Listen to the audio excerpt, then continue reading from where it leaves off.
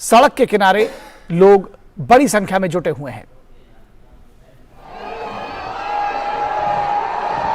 सड़क के दोनों तरफ लोगों का हुजूम उमड़ा हुआ है और ये कोच्चि से सीधी तस्वीरें आप देख रहे हैं। प्रधानमंत्री का काफिला धीरे धीरे आगे बढ़ रहा है।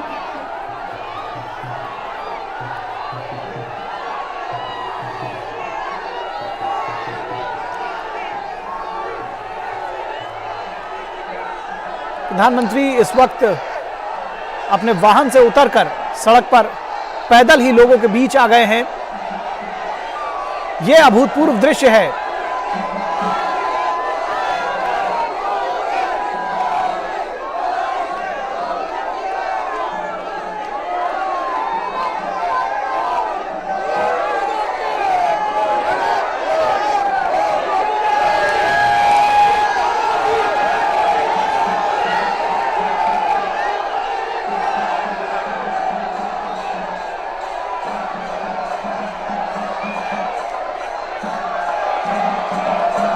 जो प्रधानमंत्री की वेशभूषा है उस पर भी आप ध्यान दे सकते हैं।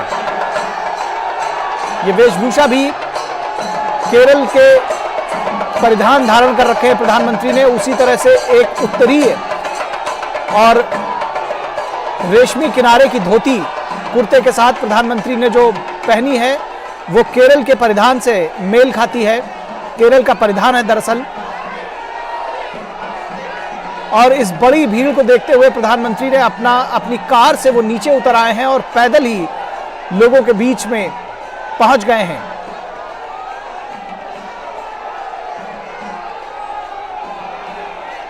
ये दृश्य अभूतपूर्व हैं कोच्चि के लोगों के लिए भी, सभी के लिए। ये देखिए बड़ी संख्या में लोग किस तरह से उल्लसित हैं, प्रसन्नचित्त हैं, प्रफुल्लित हैं।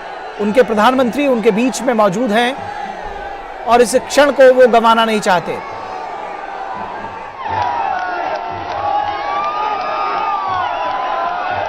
फूलों की बारिश कर रहे हैं लोग प्रधानमंत्री के ऊपर। और इस जो भीड़ उमड़ी है हजारों हजार की संख्या में, उसमें महिलाएं हैं, बच्चे हैं, पुरुष, महिला, बूढ़े, जवान सभी शामिल हैं। प्रधानमंत्री के एक झलक पाने के लिए लोगों का हुजूम उमड़ पड़ा है केरल के कोच्चि में।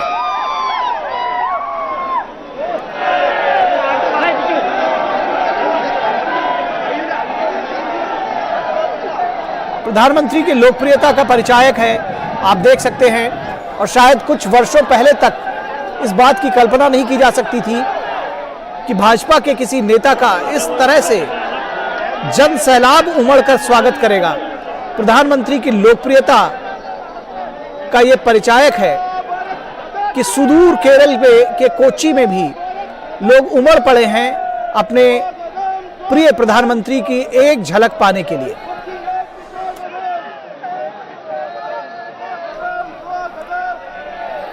स्थानीय भाषा में मोदी मोदी के नारे लगाते हुए, प्रधानमंत्री की प्रशंसा में कसीदे गाते हुए आम लोग। और ये देखिए किस तरह से फूलों की बारिश हो रही है। लगातार पुष्प वर्षा से प्रधानमंत्री के मार्ग को आच्छादित कर दिया गया है, भर दिया गया है।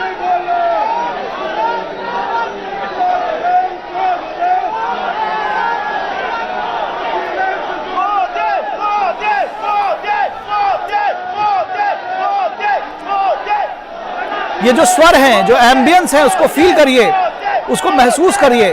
लोगों के जोश को, लोगों के उत्साह को, उनके उमंग को, उनके प्रेम को। ये दरअसल ये भावना जो है, ये जो भावनाओं का ज्वार है, इसको महसूस किया जा सकता है, समझा जा सकता है। इसका वर्णन करना भी शायद संभव नहीं है। किस तरह से बड़ी संख्या में लोग प्रधानमंत्री का इस्तकबाल करने के लिए, उनका स्वागत करने के लिए, और घंटों से इंतजार कर रहे थे लोग ताकि एक झलक अपने प्रधानमंत्री की पा सकें। एक नया ट्रेंड अब चला है, हाथ में मोबाइल फोन होता है और उसमें कैमरे से इस क्षण को कैद करना चाहते हैं लोग।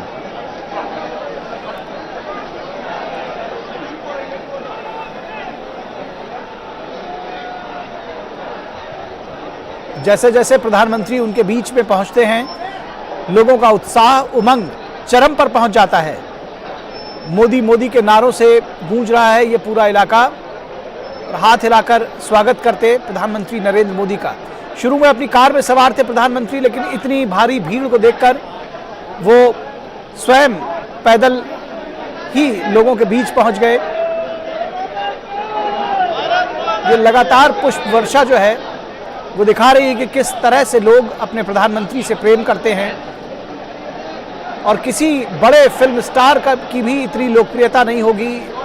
दुनिया के सबसे लोकप्रिय प्रधानमंत्रियों में शुमार किए जाने वाले प्रधानमंत्री नरेंद्र मोदी आज अपने लोगों के बीच में हैं, केरल के कोच्चि शहर में हैं, और एक बड़ा हुजूम लोगों का उनका स्वागत करने के लिए सड़क के दोनों ओर पहुंच चुका है। मोदी मोदी के नारों से गूंज रहा है पूरा इलाका। लोग बेहद प्रसन्न हैं, खुश हैं, क्योंकि प्रधानमंत्री जिस तरह से देश के लिए पंक्ति में खड़े आखिरी आदमी के लिए समर्पित रहते हैं, ये उनकी लोकप्रियता का एक बड़ा कारक है। स्वयं को प्रधान सेवक कहते हैं कि जो आम लोग हैं, जो इस देश के गरीब गुरबे हैं, जो हाशिए पर लोग हैं, उनकी सेवा करने को हुई अपने जीवन का संकल्प मान लिया है प्रधानमंत्री नरेंद्र मोदी ने। एक के बाद एक ऐसी कल्याणकारी योजनाएं, ऐसी गरीबों को उन्मुख ऐसी योजनाएं जो उनके कल्याण को दर्शाती। ये देखिए किस तरह से महिलाएं, बच्चे, बुजुर्ग और आरती लेकर के थाली सजा करके लोग खड़ी हुई हैं महिलाएं, कि वो अपने प्रधानमंत्री की आरती उतारेंगी। ये भाव, ये समर्पण, ये प्रेम, ये भावना बहुत बिरले देखने को मिलती है।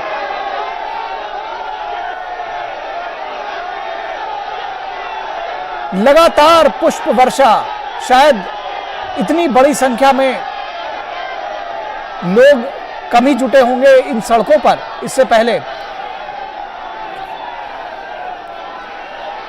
हमारे संवाददाता शैलेंद्र मिश्रा हमारे साथ इस पूरी खबर पर, इन दृश्यों पर बातचीत करने के लिए मौजूद हैं। शैलेंद्र, आप इससे पहले शायद सुदूर दक्षिण के राज्य में, और वो भी केरल में, कभी कल्पना नहीं की होगी भाजपा के किसी नेता ने या उत्तर भारत के जो शीर्ष नेतृत्व हैं उन लोगों ने, कि इस तरह से इस कदर प्रधानमंत्री का किसी बीजेपी के नेता का स्वागत होगा। प्रधानमंत्री का ये स्वागत दिखाता है कि उन्हें लोकप्रियता का जो शीर्ष है, जो चरम है, उससे भी ऊपर है वो। निखिल, यही वजह है कि दुनिया के सबसे लोकप्रिय नेता के तौर पर प्रधानमंत्री नरेंद्र मोदी को जाना जाता है। उत्तर भारत का कोई राज्य हो या फिर दक्षिण भारत का राज्य हो, बीजेपी सत्ता में हो या फिर बीजेपी विपक्ष में हो या फिर बीजेपी उस राज्य में अपनी जड़ें जमाने के लिए संघर्ष करती रही हो, लेकिन प्रधानमंत्री नरेंद्र मोदी जब भी जाते हैं तब हम देखते हैं कि वो तस्वीरें दिखाई देती हैं जिसमें पुष्प वर्षा आप देख रहे हैं कि एक बूढ़ी महिला किस तरह से प्रधानमंत्री नरेंद्र मोदी का स्वागत करना चाहती हैं, युवा किस तरह से स्वागत करना चाहते हैं। तो सभी वर्गों में, चाहे वो युवा हो या फिर बुजुर्ग हो, सभी वर्गों में से एक समान लोकप्रियता प्रधानमंत्री नरेंद्र मोदी की दिखाई देती है। और साथ ही साथ भारतीय जनता पार्टी के लिए निश्चित तौर पर देखें तो प्रधानमंत्री नरेंद्र मोदी का इस तरह किसी भी राज्य में जब वो जाते हैं और इस तरह से स्वागत होना निश्चित तौर पर पार्टी कार्यकर्ताओं का उत्साह बढ़ाता है कि प्रधानमंत्री नरेंद्र मोदी दुनिया के सबसे लोकप्रिय नेता हैं। और ये तस्वीरें उस बात की गवाह देती हैं, उस बात की तस्दीक करती हैं कि प्रधानमंत्री नरेंद्र मोदी की किस तरह की लोकप्रियता हासिल है। चाहे वो केरल कोच्चि में आज आप देख रहे हैं, या इससे पहले आपने कर्नाटक में तस्वीरें देखी होंगी, या बाकी राज्यों में जहां पर प्रधानमंत्री नरेंद्र मोदी गए वहां पर जब तस्वीरें आती हैं, हर जगह वो एक तस्वीर से वो बात सामने आती है कि प्रधानमंत्री नरेंद्र मोदी को लोग कितना प्यार करते हैं, कितना उनसे जुड़ाव महसूस करते हैं। और प्रधानमंत्री भी कोई वो मौका नहीं छोड़ते, खुद तो वो हम देखते हैं कि रोड शो के दौरान उतर कर पैदल चलते हैं। इस वक्त भी आप तस्वीरों में देख रहे हैं कि पैदल चलते जा रहे हैं प्रधानमंत्री नरेंद्र मोदी, और उस पर पुष्प वर्षा हो रही है, और वो सड़क के दोनों तरफ जो जनता खड़ी हुई है हाथ हिलाकर स्वागत कर रहे हैं, स्वागत कर रहे हैं। तो निश्चित तौर पर ये दिखाता है कि प्रधानमंत्री नरेंद्र मोदी किस तरह से जनता से जुड़ते हैं, उनके संवाद कौशल को तो हम सभी जानते हैं, लेकिन ये तस्वीरें बताती है कि प्रधानमंत्री नरेंद्र मोदी कोई मौका नहीं छोड़ते जब वो इस तरह से जनता उनका अभिवादन करना चाहती है, उनका स्वागत करना चाहती है, उन पर पुष्प वर्षा करना चाहती है, तो प्रधानमंत्री भी पूरे खुले मन से पूरी तरह से ये कोशिश करते हैं कि ज्यादा से ज्यादा वो लोगों का अभिवादन स्वीकार कर पाए, उन्हें इस तरह से उनके अभिवादन को अपने तौर पर जवाब दे पाए। तो निश्चित तौर पर ये तस्वीरें वो दिखाती हैं कि यूं ही नहीं प्रधानमंत्री नरेंद्र मोदी दुनिया के सबसे लोकप्रिय नेता माने जाते हैं। बिल्कुल। और जी, जिस तरह से आप देख रहे हैं, फूलों से लगभग नहला दिया है प्रधानमंत्री को, फूलों की बारिश हो रही है प्रधानमंत्री के ऊपर।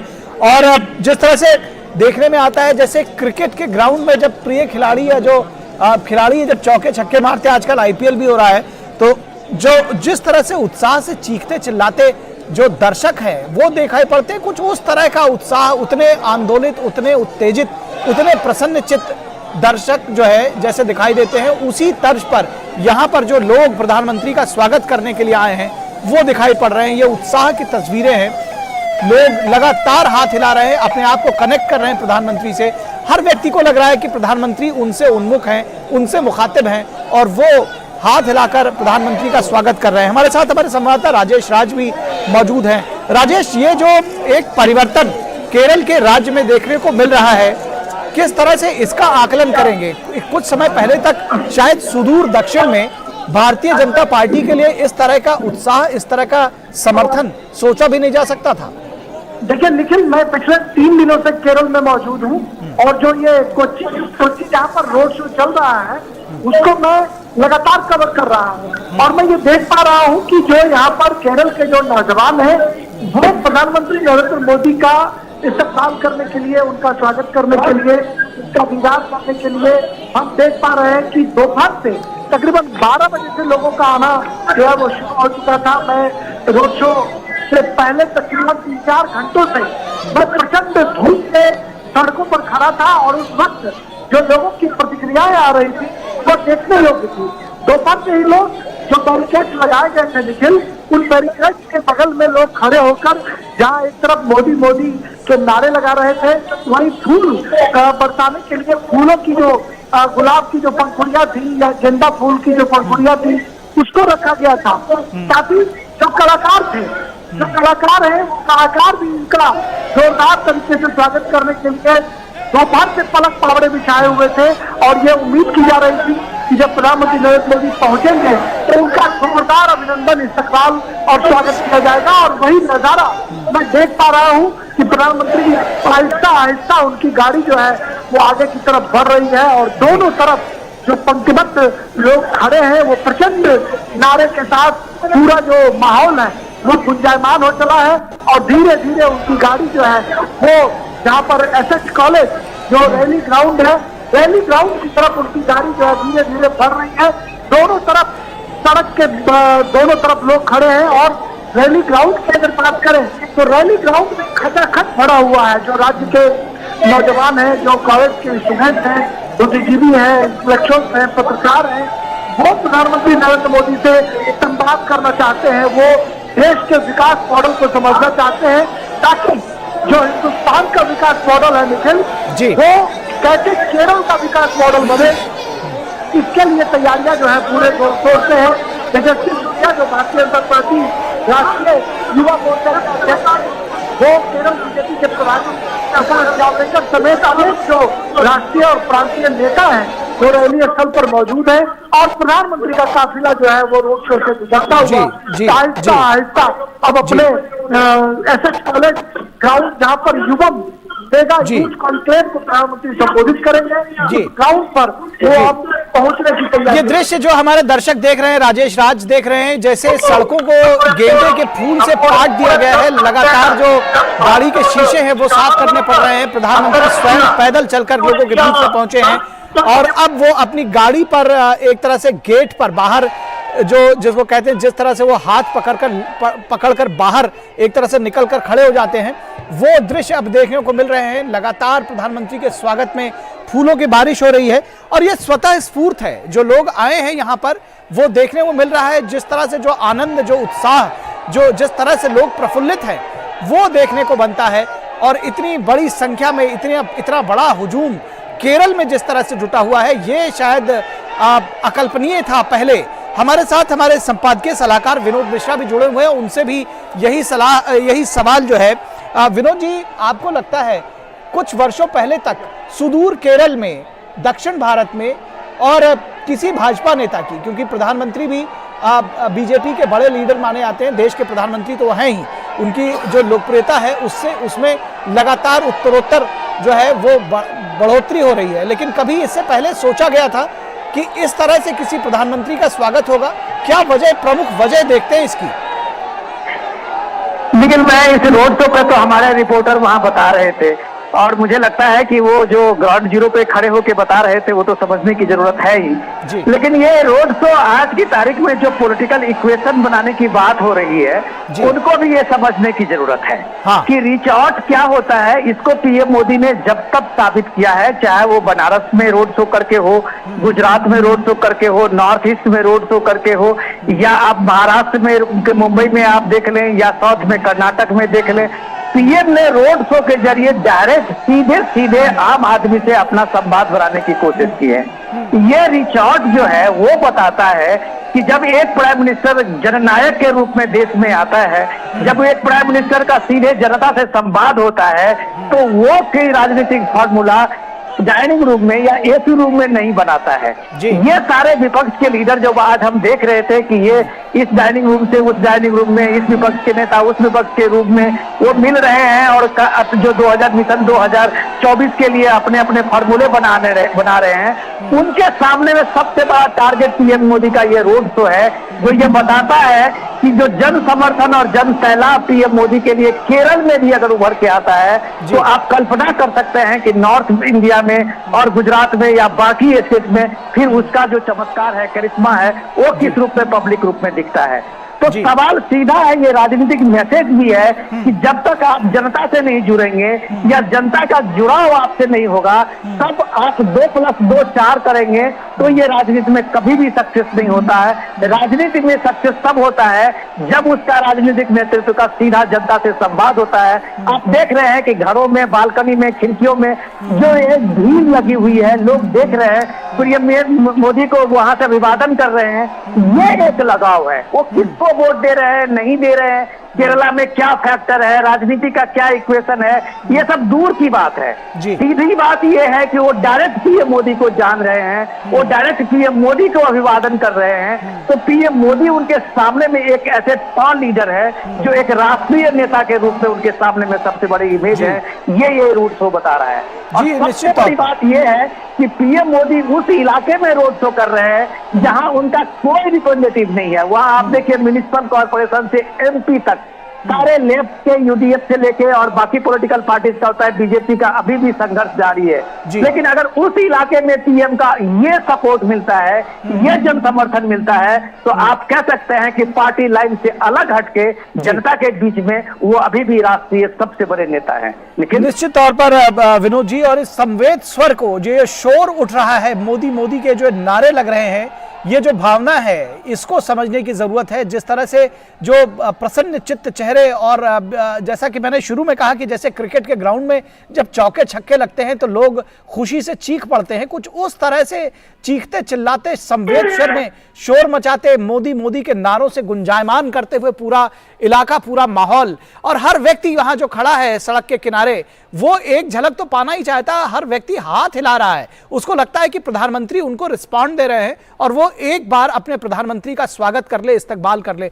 जिस लोकप्रियता की बात आप प्रधानमंत्री की कर रहे हैं, जब हम सबका साथ सबका विकास की बात करते हैं और देश के हर हिस्से में जो केंद्रीय योजनाएं हैं विनोद मिश्रा जी, वो पहुंचती हैं, शायद ये एक वजह है कि लोगों को लगता है कि जो प्रधानमंत्री की योजनाएं हैं वो गरीबों के लिए है, हाशिए पर खड़े जो करोड़ों लोग हैं उनके लिए है। देखिए निखिल, यही बात है, ये समझने की बात है कि अब जब केंद्रीय योजना की बात हम करते हैं, तो आप ये देखिए कि आज की तारीख में किसी स्टेट की कम से केंद्र के साथ ये शिकायत नहीं है कि वो उनके पास में ये योजना नहीं पहुंची है। प्राइम मिनिस्टर फ्लैगशिप स्कीम है, उसका आप देखिए कि अभी आपने ताजा देखा था, जो इकोनॉमिक एडवाइजर काउंसिल की जो अभी एक रिपोर्ट आई थी, तो आपने देखा था कि किस तरीके से ये योजनाएं जो है, ये इकोनॉमिकली बैकवर्ड जो लोग हैं, जो बॉटम लाइन के 90% के लोग हैं, उनके बीच में सबसे ज्यादा पहुंचा है। तो आप ये देख लीजिए, केरल के जो ये अभिवादन आप देख रहे हैं, लोगों का जो जिस तरह से चीयरिंग आप देख रहे हैं, तो ये बताता है कि प्राइम मिनिस्टर का जो ये सारे स्कीम है, फ्लैगशिप स्कीम है, वो इन लोगों के पास पहुंचा है जो इसके हकदार है, चाहे वो केरल के हों, नॉर्थ ईस्ट के हों, या फिर गुजरात के हों, महाराष्ट्र के हों। ये देखिए, ये फूल का जो किस तरह से वो बारिश कर रहे हैं, किस तरह से पुष्पमाला उन पे फेंक रहे हैं, तो ये बताता है कि उनका जो पर्सनल कनेक्शन है वो पीएम मोदी के साथ में है, और कहीं ना कहीं से केंद्र की इन तमाम योजनाओं का उन्होंने एक तरह से साक्षात्कार किया है, उनके घर में पहुंचा है, वो लाभान्वित हुए हैं। इसलिए पीएम मोदी जब उनके बीच में गुजरते हैं तो ये एक तरह का थैंक्स गिविंग है। निखिल जी, आपने एक बात और कही कि ये इसको पॉलिटिकल कनेक्शन से एक कदम और आगे समझना चाहिए, इसको इमोशनल कनेक्ट समझना चाहिए। जो प्रधानमंत्री की योजनाएं हैं, जो प्रधानमंत्री का ओवरऑल व्यक्तित्व है, जो जिस टॉल लीडरशिप की बात आप कर रहे हैं, उसका आकर्षण है आज यहाँ की जो जुटी हुई भीड़ है। लेकिन ये देखिए, ये हमारे देश में ये समझने की जरूरत है कि एक राष्ट्रीय नेता के रीजनल पार्टी में हमारे बहुत सारे नेता हैं। आप 28 स्टेट में देखिए कि अलग अलग पार्टियों के अलग अलग बड़े बड़े टॉल लीडर हैं, लेकिन उन सारे लीडरों की जो भूमिका है वो कहीं ना कहीं भूमिका में वो अपने परिवार और अपने किसी वर्ग और किसी जाति विशेष में बंधे हुए हैं। लोकप्रियता के रूप में अगर मोदी के सामने में कोई खड़ा करने की कोशिश करते हैं तो शायद उनको ये चुनौती उनके सामने में है। जो केरल से लेके कन्याकुमारी तक, कश्मीर से लेके नॉर्थ ईस्ट तक, जहां भी पीएम का रोड शो होता है और उसमें जो लोगों का, आम लोगों का जो चीयरिंग है, जो आम लोगों का वो अभिवादन है, आम लोगों का वो जो आप देख रहे हैं एक एक्साइटमेंट है, वो शायद आज की तारीख में किसी लीडर के लिए सामने में नहीं है। और यही इसलिए पीएम मोदी किसी के लिए आज की तारीख में सबसे बड़ी चुनौती है, क्योंकि उनका सीधा संवाद आम लोगों से है, सीधा सरोकार आम लोगों से है, और लोगों का भी अपने प्राइम मिनिस्टर से सीधा सरोकार है, जो ये रोड शो हमें आज दिखा रहा है। निखिल जी, निश्चित तौर पर हमारे संवाददाता शैलेंद्र मिश्रा भी हमारे साथ जुड़े हुए हैं। बीजेपी की बीट कवर करते रहे, बीजेपी से जुड़ी हुई स्टोरीज कवर करते रहे शैलेंद्र आप।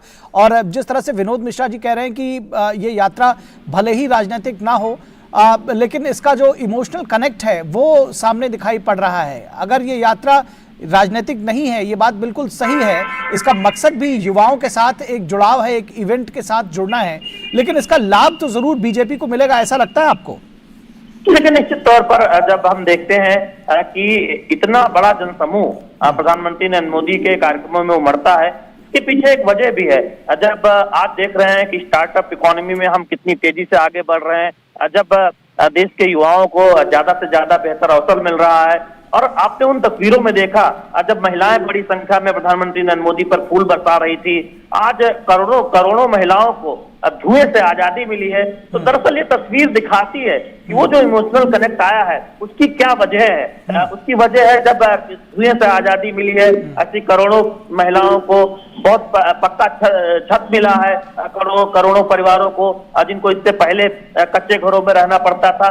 दरअसल ये दिखाता है कि प्रधानमंत्री नरेंद्र मोदी की अगुवाई में केंद्र सरकार ने जिन योजनाओं को जमीनी स्तर पर लागू किया है उसका फायदा वंचित वर्गों को, महिलाओं को, युवा पीढ़ी को मिल रहा है। और इन तस्वीरों में, इन रोड शो में, इन रैलियों में इस तरह से तस्वीरें वो दिखाई देती है। जब नारे लगते हैं प्रधानमंत्री नरेंद्र मोदी के स्वागत के लिए लोग पलक पावड़े बिछाए रहते हैं। और हमने निश्चित तौर पर देखा है कि भारतीय जनता पार्टी को अपना आधार बढ़ाने में उन राज्यों में मदद मिली है प्रधानमंत्री नरेंद्र मोदी की लोकप्रियता से, जहां बीजेपी परंपरागत तौर पर बहुत मजबूत नहीं मानी जाती रही है उत्तर भारत के राज्यों की तरह। और यही वजह है कि राज्य दर राज्य हम देख रहे हैं कि बीजेपी अपने विस्तार को आगे बढ़ाती रही है और दुनिया की सबसे बड़ी राजनीतिक पार्टी सदस्य संख्या के लिहाज से बन चुकी है। तो निश्चित तौर पर जब आपके पास एक ऐसा नेता हो, एक ऐसा नेतृत्व हो जो जिसकी ऐसी दूरदृष्टि हो, जो दुनिया का सबसे लोकप्रिय नेता हो, तो निश्चित तौर पर पार्टी को उसका एक फायदा मिलता है राजनीतिक तौर पर भी, और साथ ही साथ हम देखते हैं पार्टी को अपने विस्तार में भी। लेकिन उससे भी बड़ी बात निकल ये है कि जब हम तस्वीरों में इस तरह से रोड शो में देखते हैं, सभी वर्गों का साथ, सभी वर्गों के लोग इकट्ठा होते हैं, प्रधानमंत्री नरेंद्र मोदी का स्वागत करते हैं, प्रधानमंत्री भी जिस तरह से अभिवादन स्वीकार करते हैं, तो ये दिखाता है कि उनकी जिंदगी में बदलाव आया है। बीते 9 वर्षों में इन सरकार की योजनाओं से उनकी जिंदगी बदली है, उनकी जिंदगी में सकारात्मक और बेहतरी के लिए बदलाव आया है, और वो कनेक्ट जब दिखाई देता है इस तरह की तस्वीरों में, तो यही वजह है कि प्रधानमंत्री नरेंद्र मोदी चाहे उत्तर भारत के राज्य जाए या फिर दक्षिण भारत के राज्य जाए, बीजेपी जहां पर सत्ता में है वहां जाए, या बीजेपी जहां पर विपक्ष है वहां जाए, या बीजेपी जहां पर अपने आधार को मजबूत करने की कोशिश कर रही उन राज्यों में जाए, हर राज्य में हम देखते हैं प्रधानमंत्री नरेंद्र मोदी की अपनी एक लोकप्रियता है, दुनिया के सबसे लोकप्रिय नेता है, और इन तस्वीरों में प्यार उमड़ता हुआ दिखाई देता है। निश्चित तौर पर इन तस्वीरों से प्यार उमड़ता हुआ दिखाई देता है। मुझे रामधारी सिंह दिनकर की एक कविता याद आ रही है, वसुधा का नेता कौन हुआ, भूखंड विजेता कौन हुआ, अतुलित यश क्रेता कौन हुआ, नवधर्म प्रणेता कौन हुआ, जिसने न कभी आराम किया, विघ्नों में रहकर काम किया। प्रधानमंत्री नरेंद्र मोदी एक ऐसे ही नेता हैं जिन्होंने विघ्नों में लगातार रहकर काम किया, तमाम जो बाधाएं हैं उनसे पार पाई, और आज जब पिछले 9 वर्षों से वो प्रधानमंत्री हैं तो उनकी योजनाएं जिस तरह से पंक्ति में खड़े आखिरी आदमी तक पहुंच रही हैं, तो ये जो तस्वीरें आप देख रहे हैं जहां पर महिलाएं हाथ में पूजा की थाल जिस तरह सजाकर खड़े होते हैं, एक व्यक्ति की जिसने उनके जीवन में बड़ा परिवर्तन लेकर आए हैं, जिसने आमूल चूल परिवर्तन लेकर आए हैं उनके जीवन में, इस देश में तमाम विकास योजनाएं लेकर के आए हैं, उसकी वजह से जो आम लोग हैं वो उनको अपने आप से कनेक्ट पा रहे हैं। शैलेंद्र, जब हम बात करते हैं केरल की, तो केरल में चाहे वो ईसाई वर्ग के लोग हों या मुस्लिम वर्ग के लोग हों, बड़ी संख्या में रहते हैं, और ऐसे में बीजेपी के लिहाज से ये कहा जाता था कि कुछ समय पहले तक कम से कम ये उनके रेगुलर परंपरागत वोटर नहीं हैं। बावजूद इसके जिस तरह से ये जो भीड़ उमड़ी है, क्या इसकी एक बड़ी वजह देखते हैं, और किस तरह से देखते हैं कि ये एक परिवर्तन का वाहक भी हो सकता है?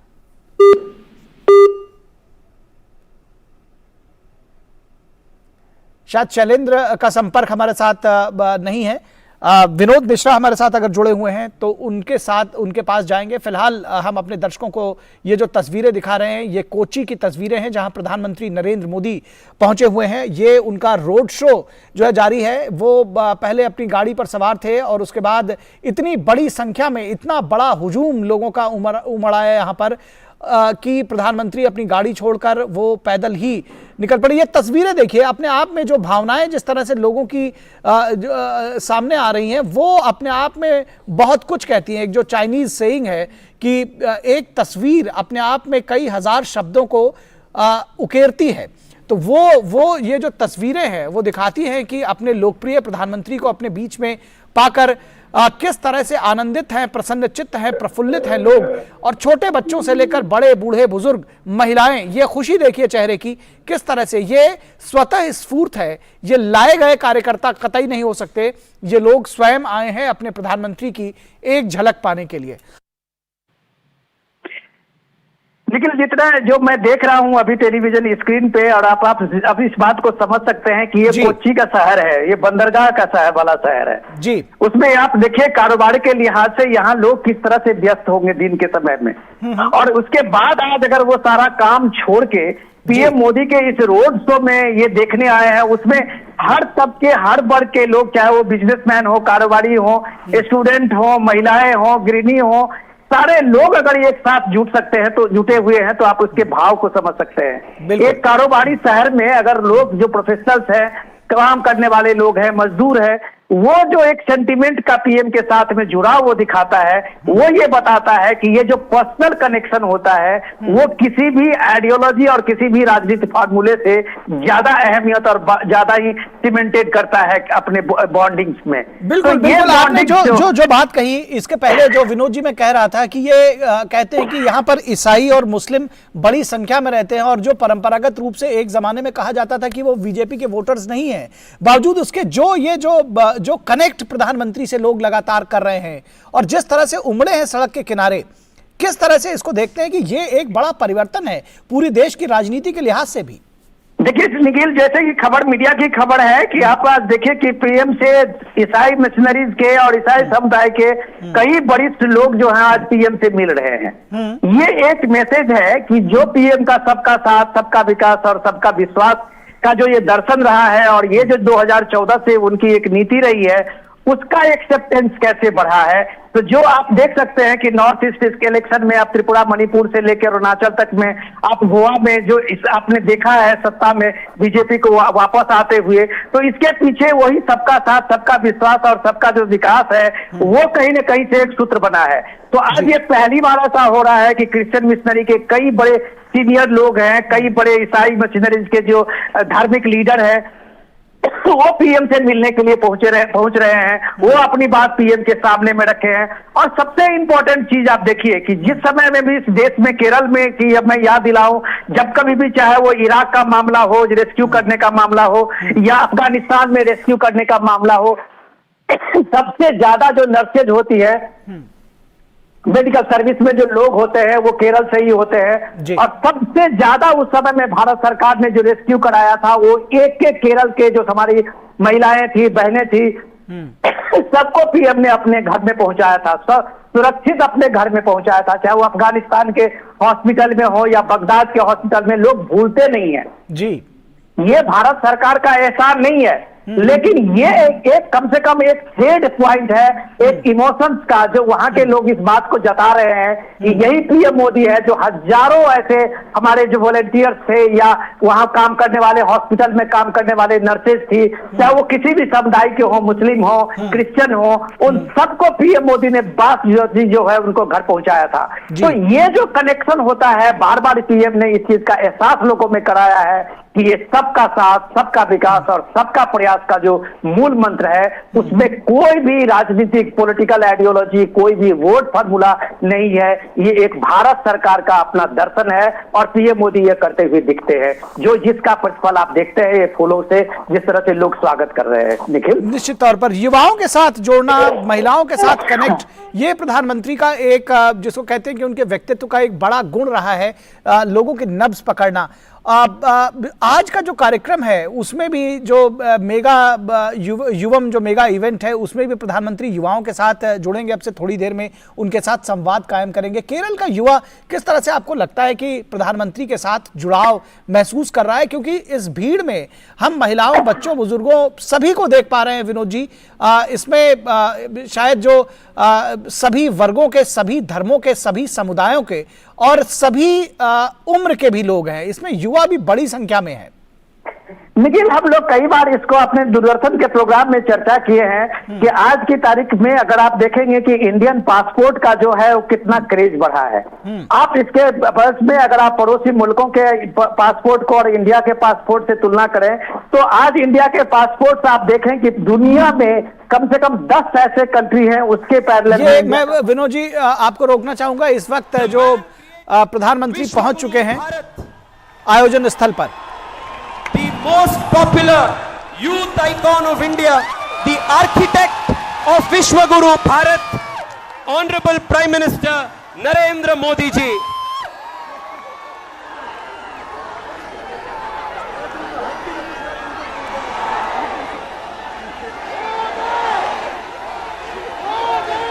And this is the moment, the momentous occasion.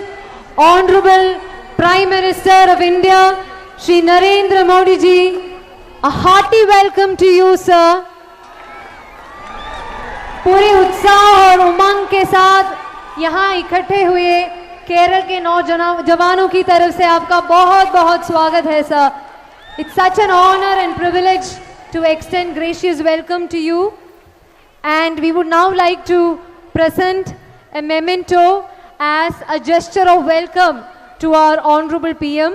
I request Shri K. Surendran ji to please present the memento as a gesture of welcome. अरब सागर की रानी जो है कोची में आपका बहुत बहुत स्वागत है, sir. And here we welcome you with a memento. The land that has exquisite water bodies. So we have this little miniature boat. ഒരു കുഞ്ഞ് കട്ടുവെള്ളം സമ്മാനിച്ചുകൊണ്ട് അദ്ദേഹത്തിന് നമ്മുടെ സ്വാഗതം അറിയിക്കുകയാണ്. തുടർന്ന് ഒരു ചിത്രം നൽകുന്നതിനായി ശ്രീ പ്രഫുൽ കൃഷ്ണനെ ക്ഷണിക്കുന്നു, general convener of Yuvam. as someone who encourages artistic pursuits, we thought Honorable PM would appreciate this little painting that we have brought for Sir. We request Prabhulji to present the painting. നമ്മുടെ നാടിൻ്റെ ഒരു identity എന്ന് പറയാവുന്ന കഥകളിയുടെ ചിത്രമാണ് ബഹുമാന്യനായ പ്രധാനമന്ത്രിക്ക് ഇവിടെ സമ്മാനിക്കുന്നത്.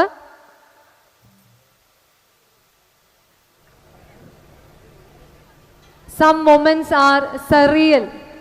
ഇത് ഇന്ന് കൊച്ചിയിൽ വെച്ച് ഈ വേദിയിൽ നമ്മൾ എല്ലാവരും പങ്കെടുക്കുന്നു എന്നത് ഓർക്കുമ്പോൾ, കുറച്ച് നാളുകൾ കഴിഞ്ഞ് തിരിച്ചു നോക്കുമ്പോൾ ഇൻസ്പിറേഷണൽ ആയിട്ടുള്ള, ഗെയിം ചേഞ്ചിങ് ആയിട്ടുള്ള ഒരു മൊമെൻ്റായി ഇത് മാറും എന്ന് തന്നെ നമ്മൾ വിശ്വസിക്കുന്നു. ഇനി അധ്യക്ഷ പ്രസംഗത്തിനായി ക്ഷണിക്കുന്നത് യുവം 2023യുടെ വർക്കിംഗ് ചെയർമാൻ, എന്നും നാടിൻ്റെ നാടിത്തുടിപ്പ് മനസ്സിലാക്കി പ്രവർത്തിക്കുന്ന പ്രിയങ്കരനായ ശ്രീ കെ സുരേന്ദ്രൻ. സ്വാഗതം സർ.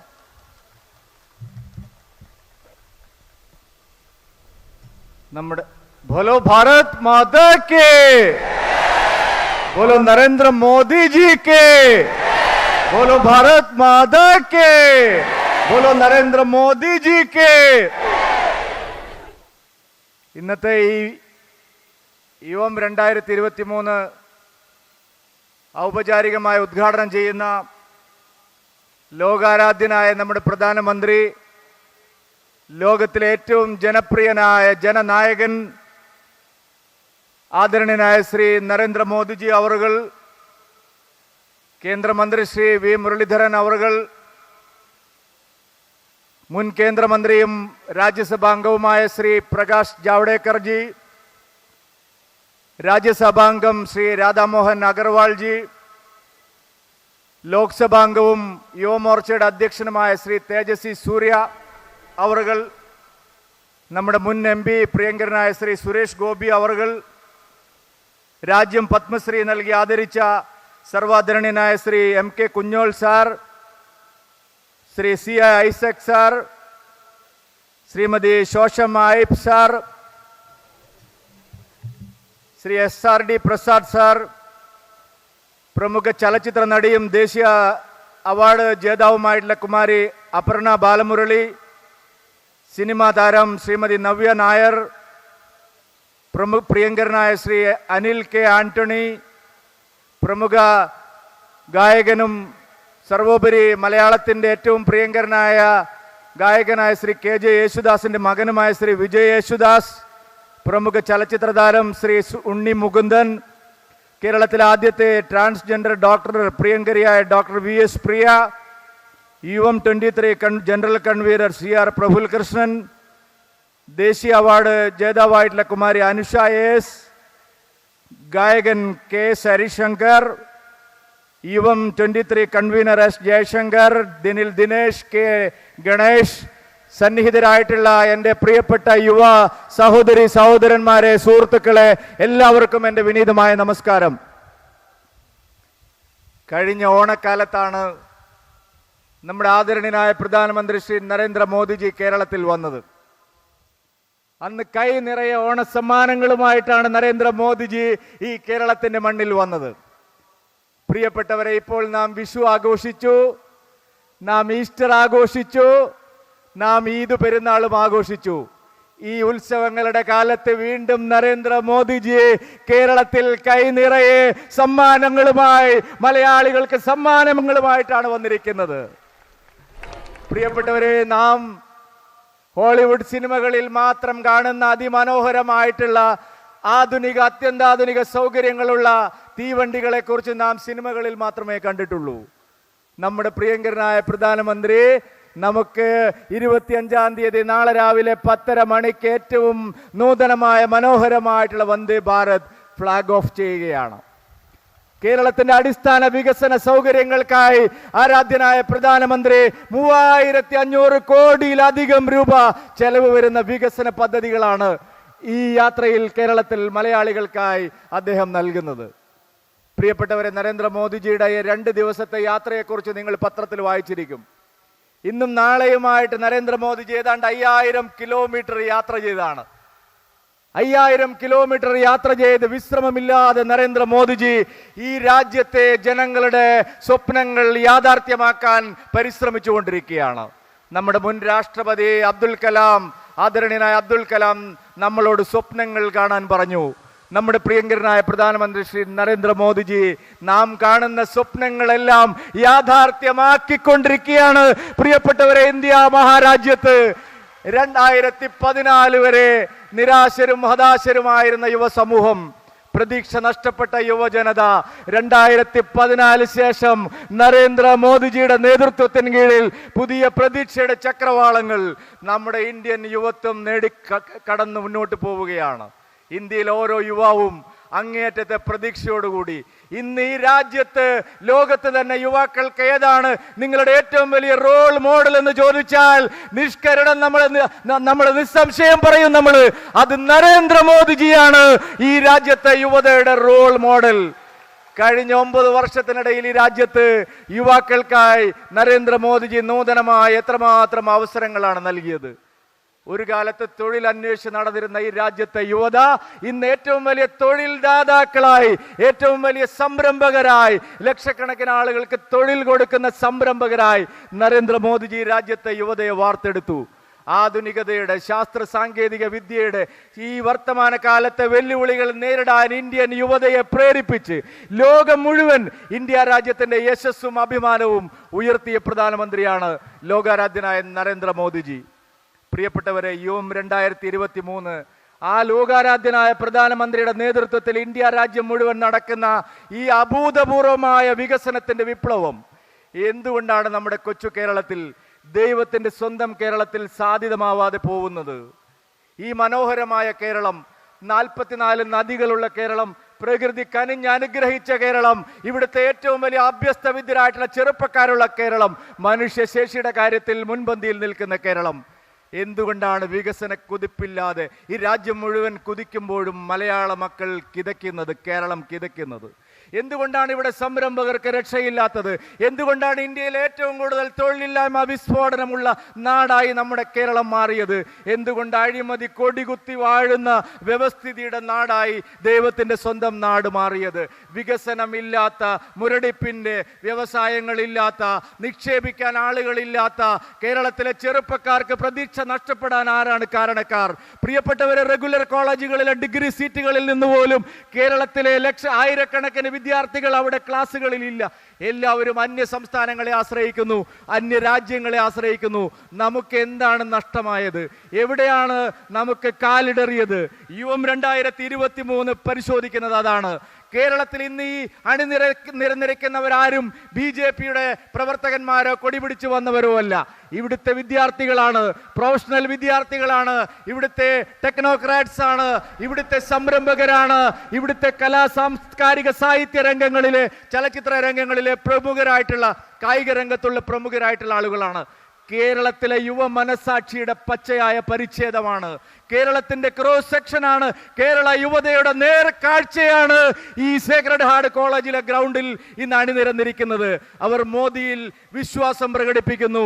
നരേന്ദ്രമോദിജിയാണ് ഇനി ഏക പ്രതീക്ഷ കേരളത്തിന് വളരാൻ, വികസിക്കാൻ, ഇവിടെ തൊഴിലവസരങ്ങൾ ഉണ്ടാവാൻ, ഇവിടെ എല്ലാം എത്തിപ്പിടിക്കാൻ ഇനി നരേന്ദ്രമോദിജിക്ക് മാത്രമേ കഴിയൂ എന്നുള്ള തിരിച്ചറിവിൽ നിന്നാണ് യുവം 2023 രൂപപ്പെടുന്നത്.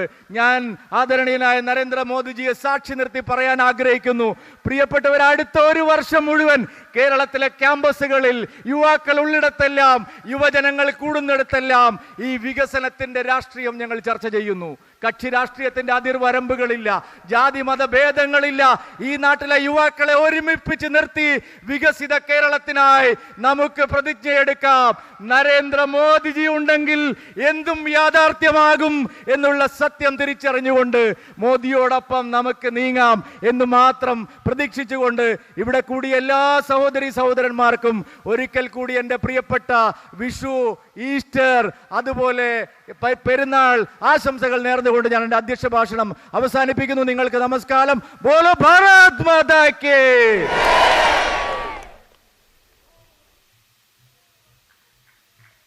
Thank you sir. താങ്കളുടെ ശക്തമായ വാക്കുകൾക്ക് നന്ദി. ഇനി ആ നിമിഷത്തിലേക്ക് നമ്മൾ കടക്കുന്നു. നമ്മളെല്ലാവരും തയ്യാറല്ലേ? Are we all ready? It is with profound sense of joy and prestige that I welcome with utmost respect the Honorable Prime Minister of India, Shri Narendra Modi ji, to officially inaugurate UM 2023.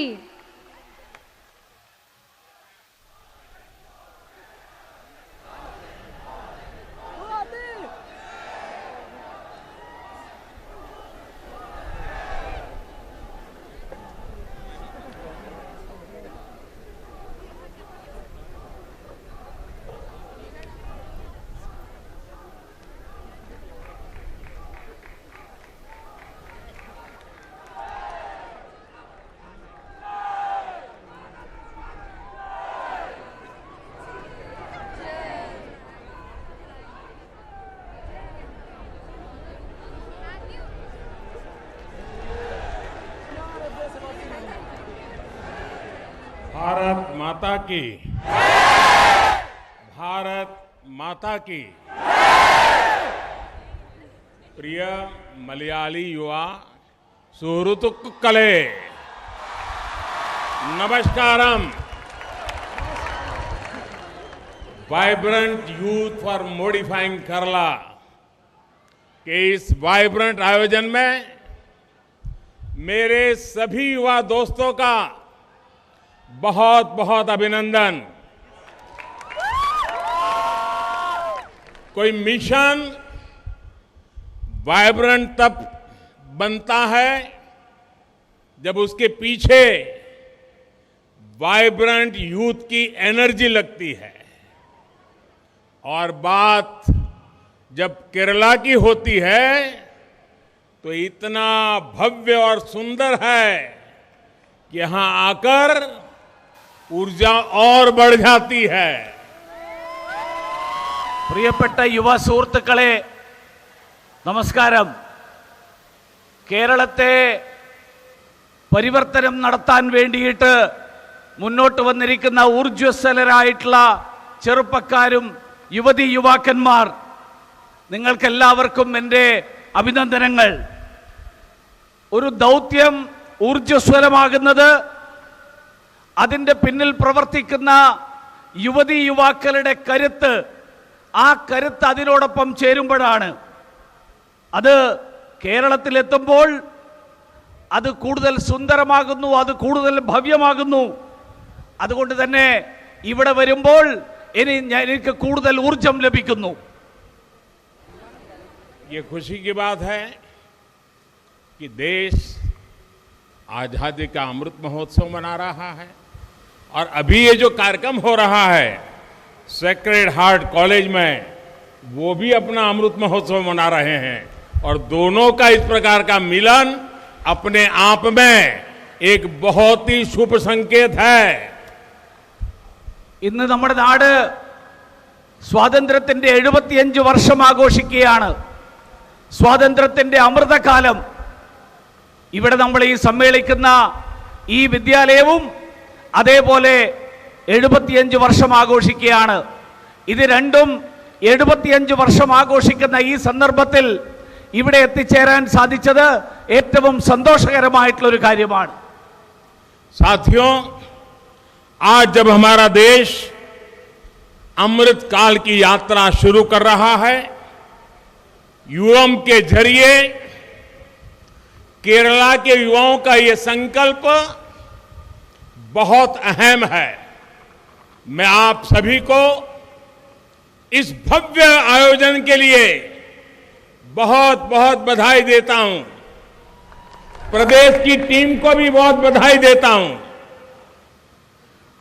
ഇന്ന് നമ്മുടെ നാട് അമൃതകാലത്തിലേക്കുള്ള യാത്ര, ആ യാത്ര ആരംഭിച്ചിരിക്കുകയാണ്. ആ സന്ദർഭത്തിൽ കേരളത്തിലെ യുവാക്കൾ യുവം എന്നുള്ള പേരിൽ ഇവിടെ ഒരുമിച്ച് വരാൻ തീരുമാനിച്ചിരിക്കുന്നത് ഏറ്റവും പ്രാധാന്യമർഹിക്കുന്ന ഒരു കാര്യമാണ്.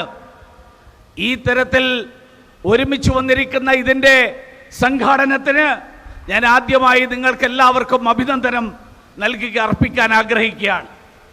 साथियों, अभी कुछ सप्ताह पहले ही मैं केरला के एक 99 ईयर के युवा से मिला था। 99 ईयर के वो युवा है प्रसिद्ध गांधीवादी श्री वीपी अप्पू कुट्टन पोडुवाल। इन्हें भाजपा सरकार ने पद्म सम्मान देकर अपना गौरव बढ़ाया है।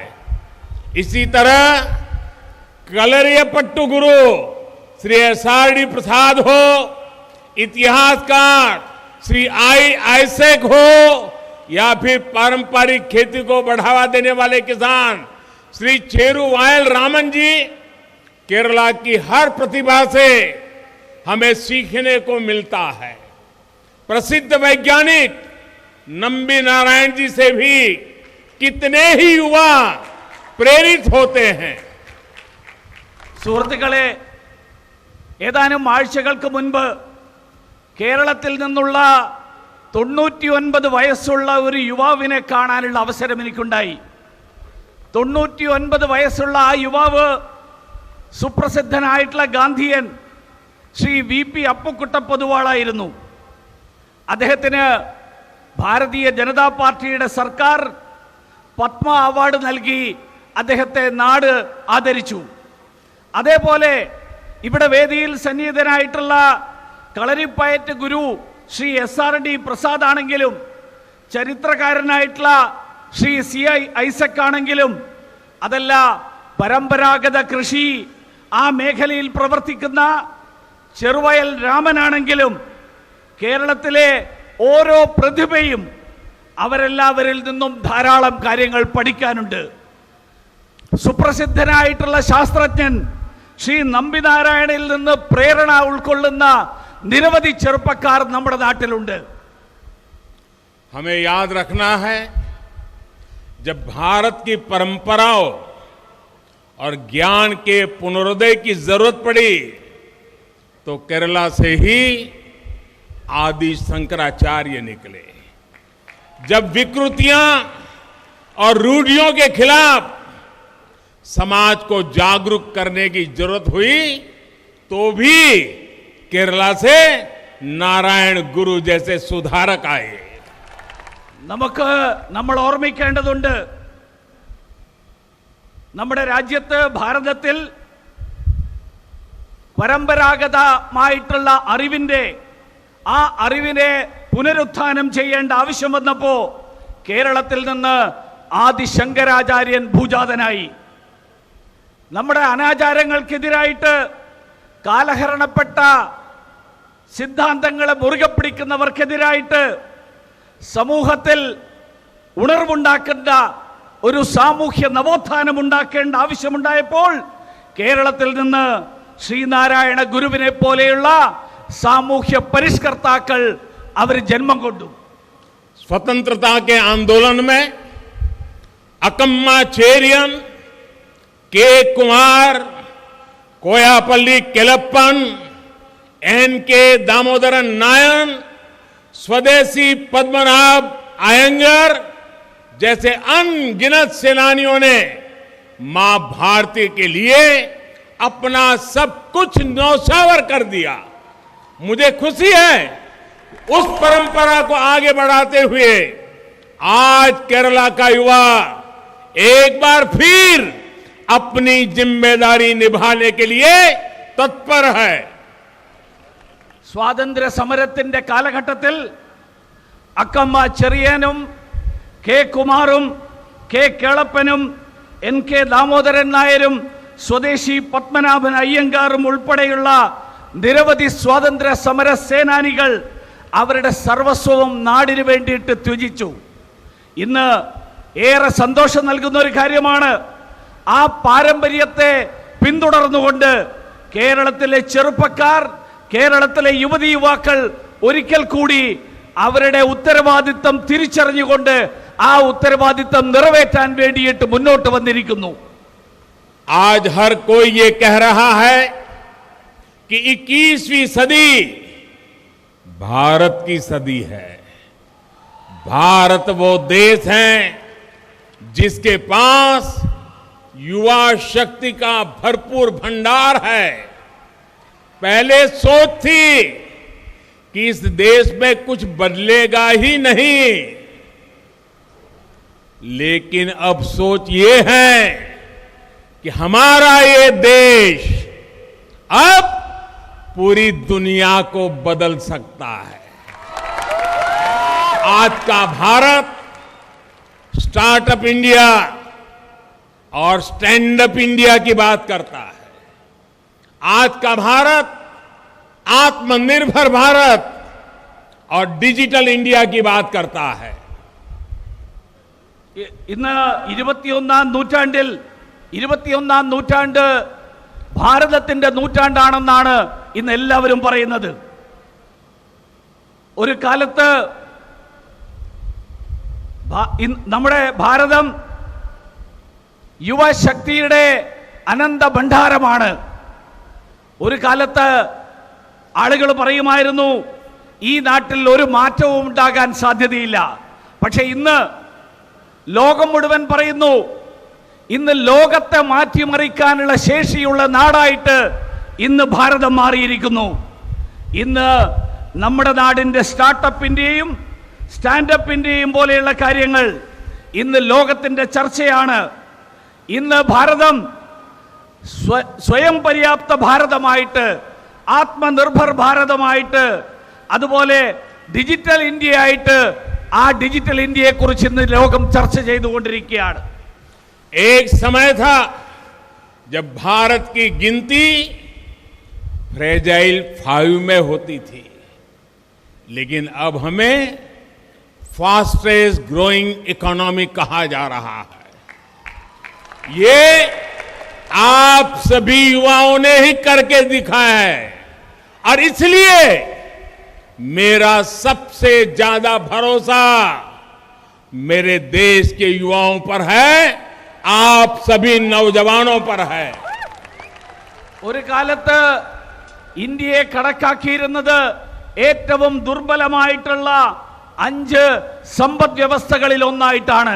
പക്ഷേ ഇന്ന് ഇന്ത്യ ഏറ്റവും വേഗതയിൽ മുന്നോട്ട് കുതിക്കുന്ന സമ്പദ്ഘടനയായിട്ടാണ് ഇന്ന് കണക്കാക്കപ്പെടുന്നത്. ഇത് സാധ്യമായിട്ടുള്ളത്, ഇത് സൃഷ്ടിച്ചിട്ടുള്ളത്, ഇത് സാധ്യമാക്കിയത് നിങ്ങളെല്ലാവരുമാണ്. അതുകൊണ്ട് തന്നെ എൻ്റെ വിശ്വാസം നിങ്ങളിലാണ്, നിങ്ങൾ ഈ യുവാക്കളിലാണ്. അതുകൊണ്ട് നിങ്ങൾ ഓരോരുത്തരും നിങ്ങളിലാണ് ഞാൻ പ്രതീക്ഷകൾ അർപ്പിച്ചിട്ടിരിക്കുന്നത്. मुझे खुशी है कि आज जब देश नए भारत का संकल्प लेकर कदम बढ़ा रहा है, आज जब भारत बड़ी वैश्विक जिम्मेदारियां निभा रहा है, तब देश और केरल का युवा भारत की इस विकास यात्रा को अपना नेतृत्व देने के लिए आगे आया है. വളരെ സന്തോഷമുണ്ട്. ഇന്ന് നാടിന്റെ വികസനത്തിന് വേണ്ടിയിട്ടുള്ള ദൃഢസങ്കല്പവുമായിട്ട് യുവാക്കൾ അടിവെച്ച് മുന്നോട്ട് നീങ്ങിക്കൊണ്ടിരിക്കുകയാണ്. ഇന്ന് ഭാരതം ആഗോള ദൗത്യം നിറവേറ്റാൻ വേണ്ടിയിട്ടുള്ള പരിശ്രമത്തിലാണ്. ആ ദൗത്യം നിറവേറ്റാനുള്ള പരിശ്രമത്തിൽ ഈ രാജ്യത്തെ യുവാക്കൾ, കേരളത്തിലെ യുവാക്കൾ ഈ വികസനത്തിന് വേണ്ടിയിട്ടുള്ള യാത്രയിൽ സ്വയം നേതൃത്വപരമായിട്ടുള്ള പങ്ക് വഹിക്കാൻ തയ്യാറായി മുന്നോട്ട് വന്നിരിക്കുകയാണ്. साथियों, G20 के प्रेसिडेंट के तौर पर आज भारत में लगातार इससे जुड़ी बैठकें हो रही है. यहां केरला में भी G20 की जो बैठकें हुई, उसे आप सभी के सहयोग ने और ज्यादा सफल बना दिया. मुझे खुशी है कि केरल के युवाओं ने इन बैठकों के आयोजन में बढ़ चढ़कर के हिस्सा लिया. कुमाराकोम में शेरपा की बैठक हो, तिरुवनंतपुरम में हेल्थ वर्किंग ग्रुप की बैठक हो, वर्किंग ग्रुप की अन्य बैठकें हो, केरला के लोगों के प्रोफेशनलिज्म ने इनमें बहुत मदद की. ഇന്ന് G20 അധ്യക്ഷ പദവിയിൽ ഭാരതം അധ്യക്ഷ പദവി വഹിക്കുന്ന ഈ സന്ദർഭത്തിൽ നിരവധി സമ്മേളനങ്ങളും യോഗങ്ങളും രാജ്യമാസകലം ഇന്ന് നടന്നുകൊണ്ടിരിക്കുകയാണ്. കേരളത്തിലും അത്തരത്തിലുള്ള നിരവധി സമ്മേളനങ്ങൾ നടന്നു. ആ സമ്മേളനങ്ങളിൽ നിങ്ങളുടെ എല്ലാവരുടെയും പങ്കാളിത്തം, വലിയ തോതിലുള്ള പങ്കാളിത്തം ഉണ്ടായി എന്നുള്ളത് ഏറ്റവും സന്തോഷകരമായിട്ടുള്ള കാര്യമാണ്. അത് കുമരകത്ത് നടന്ന ഷെർപ്പ യോഗമാണെങ്കിലും തിരുവനന്തപുരത്ത് നടന്ന ആരോഗ്യ പ്രവർത്തക സമിതിയാണെങ്കിലും മറ്റ് നിരവധി പ്രവർത്തക സമിതി യോഗങ്ങളാണെങ്കിലും കേരളത്തിലെ ചെറുപ്പക്കാർ, കേരളത്തിലെ ജനങ്ങൾ നിങ്ങളുടെ പ്രൊഫഷണലിസം, ആ പ്രൊഫഷണലിസം നിങ്ങളതിൽ വ്യക്തമായിട്ട് കാണിച്ചു. और वैसे भी केरल के लोगों ने उनका वैश्विक गतिविधियों के प्रति जो रुझान है वो अद्भुत है.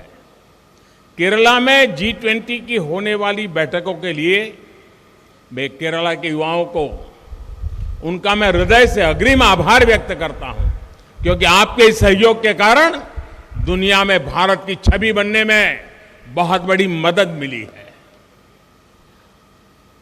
കേരളത്തിലെ ജനങ്ങൾ പൊതുവെ തന്നെ അന്താരാഷ്ട്ര തലത്തിൽ നടക്കുന്ന നിരവധി പ്രവർത്തനങ്ങൾ, ആ പ്രവർത്തനങ്ങളോട് ചായ്വ് പ്രകടിപ്പിക്കുന്നവരാണ്, അതിനോട് ചേർന്ന് നിൽക്കുന്നവരാണ്.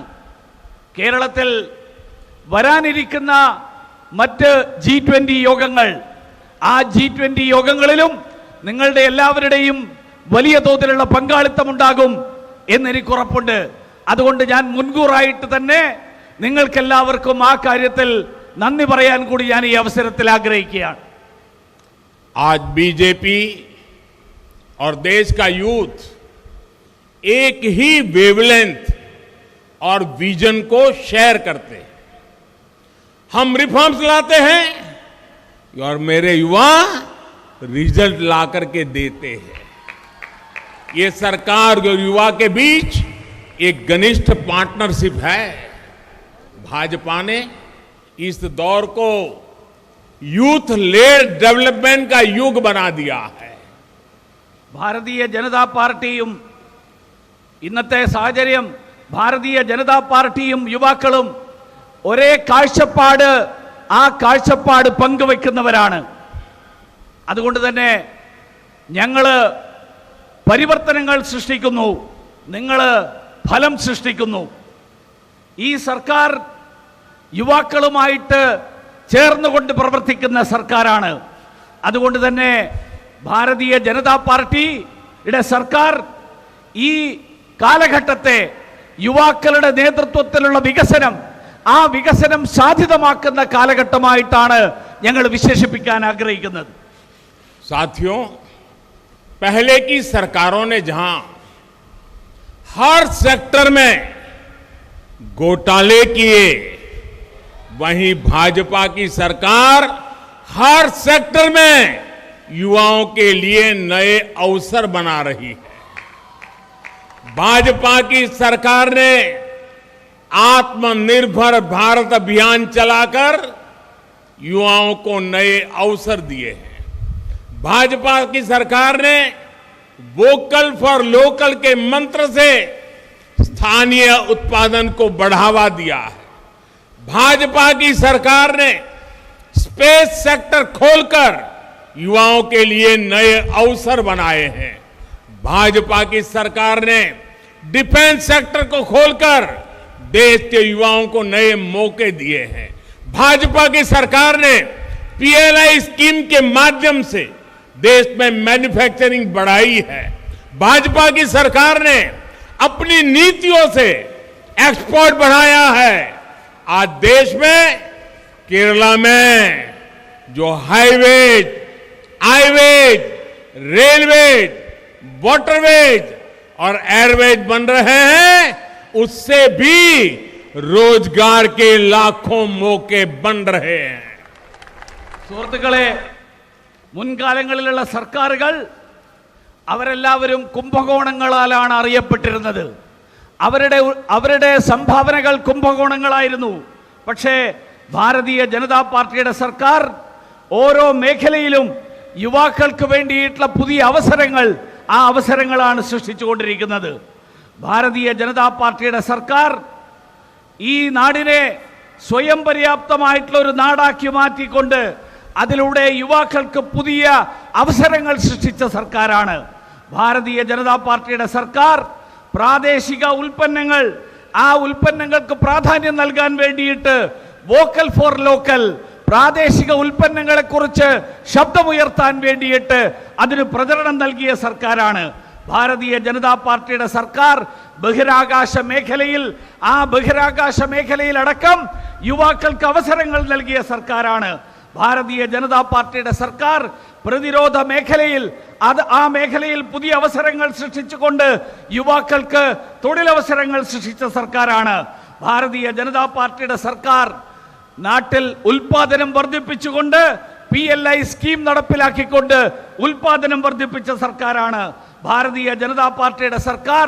നയപരമായിട്ടുള്ള തീരുമാനങ്ങളിലൂടെ കയറ്റുമതി വർദ്ധിപ്പിച്ചിട്ടുള്ള സർക്കാരാണ്. ഇന്ന് കേരളത്തിലാണെങ്കിലും രാജ്യമെമ്പാടുമാണെങ്കിലും നമ്മുടെ ദേശീയ പാതകൾ, നമ്മുടെ ഹൈവേ, ഡിജിറ്റൽ മേഖലകൾ, നമ്മുടെ റെയിൽവേ, നമ്മുടെ ജലപാതകൾ, അതുപോലെ നമ്മുടെ വ്യോമഗതാഗത മേഖല, അതിലെല്ലാം തന്നെ ലക്ഷക്കണക്കിന് തൊഴിലവസരങ്ങൾ, തൊഴിലവസരങ്ങളാണ് ഇന്ന് സൃഷ്ടിക്കപ്പെട്ടുകൊണ്ടിരിക്കുന്നത്. केरला के युवा जानते हैं कि आधुनिक इंफ्रास्ट्रक्चर का किसी भी राज्य के विकास में कितना बड़ा योगदान होता है. केरला में इंफ्रास्ट्रक्चर सुधरेगा तो यहां रोजगार के नए मौके बनेंगे, यहां नई इंडस्ट्री आएगी, यहां टूरिज्म बनेगा. कन्नूर, कोच्चि में एयरपोर्ट हो या फिर तिरुवनंतपुरम में एयरपोर्ट का विकास, ये सभी इसी सोच के साथ किया जा रहा है. कोच्चि मेट्रो पर भी केंद्र सरकार बहुत तेजी से काम करवा रही है. कल से केरला में पहली वंदे भारत ट्रेन भी चलने जा रही है. കേരളത്തിലെ ചെറുപ്പക്കാർക്കറിയാം നമ്മുടെ ആധുനികമായിട്ടുള്ള അടിസ്ഥാന സൗകര്യങ്ങളുടെ വികസനം, ആ വികസനം നാടിൻ്റെ വികസനത്തിന് എത്രമാത്രം പ്രാധാന്യമുള്ളതാണ് എന്ന്. അത് കേരളത്തിലെ അടിസ്ഥാന സൗകര്യങ്ങൾ വികസിക്കുന്നതിലൂടെ നിരവധി തൊഴിലവസരങ്ങൾ സൃഷ്ടിക്കപ്പെടും. ഇവിടെ പുതിയ വ്യവസായങ്ങൾ ഉണ്ടാകും. ഇവിടെ വിനോദസഞ്ചാര മേഖല വളരും. കണ്ണൂരിലെയും കൊച്ചിയിലെയും എയർപോർട്ടുകളാണെങ്കിലും തിരുവനന്തപുരത്തെ എയർപോർട്ടിൻ്റെ വികസനമാണെങ്കിലും ഇതെല്ലാം ഈ ചിന്തയോടുകൂടി ചെയ്തിട്ടുള്ളതാണ്. കൊച്ചി മെട്രോയിലും കേന്ദ്ര സർക്കാർ വളരെ വേഗത്തിൽ തന്നെ ആ മെട്രോ വികസിപ്പിക്കാൻ വേണ്ടിയിട്ടുള്ള പ്രവർത്തനങ്ങൾ നടത്തിക്കൊണ്ടിരിക്കുകയാണ്. നാളെ മുതൽ കേരളത്തിൻ്റെ ആദ്യത്തെ വന്ദേ ഭാരത് തീവണ്ടി, ആ തീവണ്ടിയും നാളെ മുതൽ ഓടിത്തുടങ്ങാൻ പോവുകയാണ്. साथियों, केरल की अर्थव्यवस्था में ब्लू इकोनॉमी, फिशरीज का बहुत बड़ा योगदान है. फिशरीज सेक्टर से जुड़े हमारे भाई बहनों की ईज ऑफ लिविंग भी हमारी सरकार की प्राथमिकता है. फिशरीज सेक्टर के मॉडर्नाइजेशन पर हमारी सरकार बहुत ध्यान दे रही है. प्रधानमंत्री मत्स्य संपदा योजना के माध्यम से केरला में भी करीब करीब 800 करोड़ रुपए की मदद स्वीकृत की गई है. नए फिशिंग हार्बर बनाना हो, पोस्ट हार्वेस्ट इंफ्रास्ट्रक्चर हो, गरीब मछुआरों को आर्थिक मदद हो, भाजपा की केंद्र सरकार हर संभव काम कर रही है. यह हमारी ही सरकार है जिसने केंद्र में फिशरीज के लिए अलग मंत्रालय बनाया. ये हमारी ही सरकार है जो किसान क्रेडिट कार्ड के लाभार्थियों के दायरे में मछुआरे भाई बहनों को भी लाई. കേരളത്തിൻ്റെ സമ്പദ്ഘടനയിൽ മത്സ്യമേഖല അഥവാ തീരദേശ സമ്പദ്ഘടന, ആ തീരദേശ സമ്പദ്ഘടന വഹിക്കുന്ന പങ്ക് അത് വളരെ വലുതാണ്. മത്സ്യബന്ധന മേഖലയിൽ ജീവിക്കുന്ന, അവിടെ ജോലി ചെയ്യുന്ന നമ്മുടെ യുവതീ യുവാക്കന്മാർ, നമ്മുടെ സഹോദരീ സഹോദരന്മാർ, അവരുടെ ജീവിതം സുഖകരമാക്കുക എന്നുള്ളത് ഈ സർക്കാരിൻ്റെ മുൻഗണന നൽകുന്ന ഒരു മേഖലയാണ്. മത്സ്യബന്ധന മേഖലയിൽ ആധുനികവൽക്കരണത്തിന് വേണ്ടിയിട്ട് വലിയ പദ്ധതികളാണ് കേന്ദ്ര സർക്കാർ വലിയ പ്രാധാന്യമാണ് നൽകിക്കൊണ്ടിരിക്കുന്നത്. പ്രധാനമന്ത്രി മത്സ്യസമ്പദ യോജനയിലൂടെ കേരളത്തിൽ ഏതാണ്ട് 800 കോടി രൂപയുടെ സഹായം, ആ സഹായമാണ് കേരളത്തിലെ ഈ മേഖലക്കായിട്ട് നൽകിയിട്ടുള്ളത്.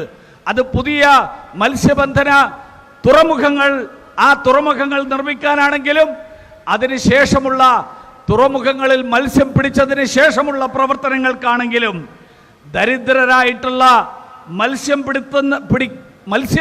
മേഖലയിൽ പ്രവർത്തിക്കുന്നവരുടെ അവർക്ക് സാമ്പത്തികമായ സഹായം നൽകാൻ അതിനു വേണ്ടിയിട്ടുള്ള എല്ലാ പ്രവർത്തനങ്ങളും കേന്ദ്ര സർക്കാർ, ഭാരതീയ ജനതാ പാർട്ടിയുടെ നേതൃത്വത്തിലുള്ള സർക്കാർ നടത്തിക്കൊണ്ടിരിക്കുകയാണ്.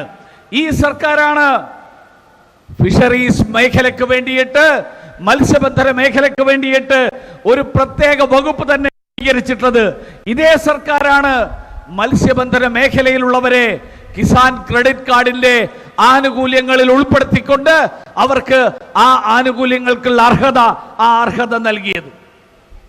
साथियों, केंद्र सरकार देश के युवाओं की हर जरूरत का ध्यान रखते हुए काम कर रही है. कुछ दिन पहले ही हमारी सरकार ने एक और बड़ा फैसला लिया है जिसका लाभ केरला के युवाओं को भी मिलेगा.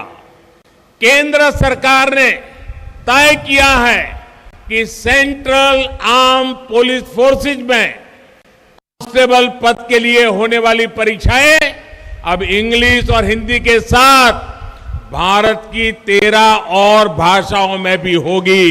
यानी अब मलयालम में भी ये परीक्षा होगी. इसके लिए मैं केरल के युवाओं को भी बहुत बहुत बधाई देता हूं.